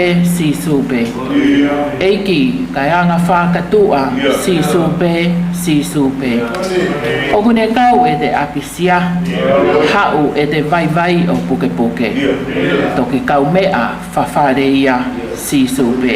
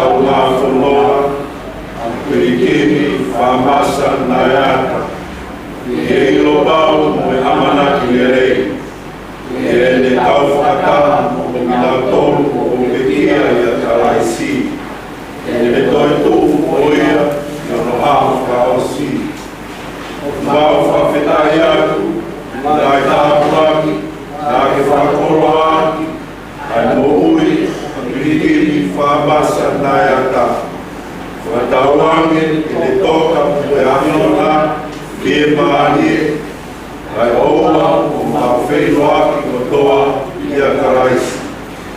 O mau whai ai o tuni e wafa o tau whamboui o Sisu Karaisi. Amen. Ja, de Iglesia e digo Sisu Karaisi, ofa ai o tua. Fefe longa i ha o oni ke e te tautoro o aira o whaitua i tata. Mawhi e se si te tau whai ai hiba o e hibi whangeau te mawhuru mahima. Wane ki tau whipine, o tau whakakaso ai tau ngāue, o mia, i te kia, ai te teu, te tau tau whakakato a tonga whakawasi, ki whai tō tā kete, General Cemetery, Māroa.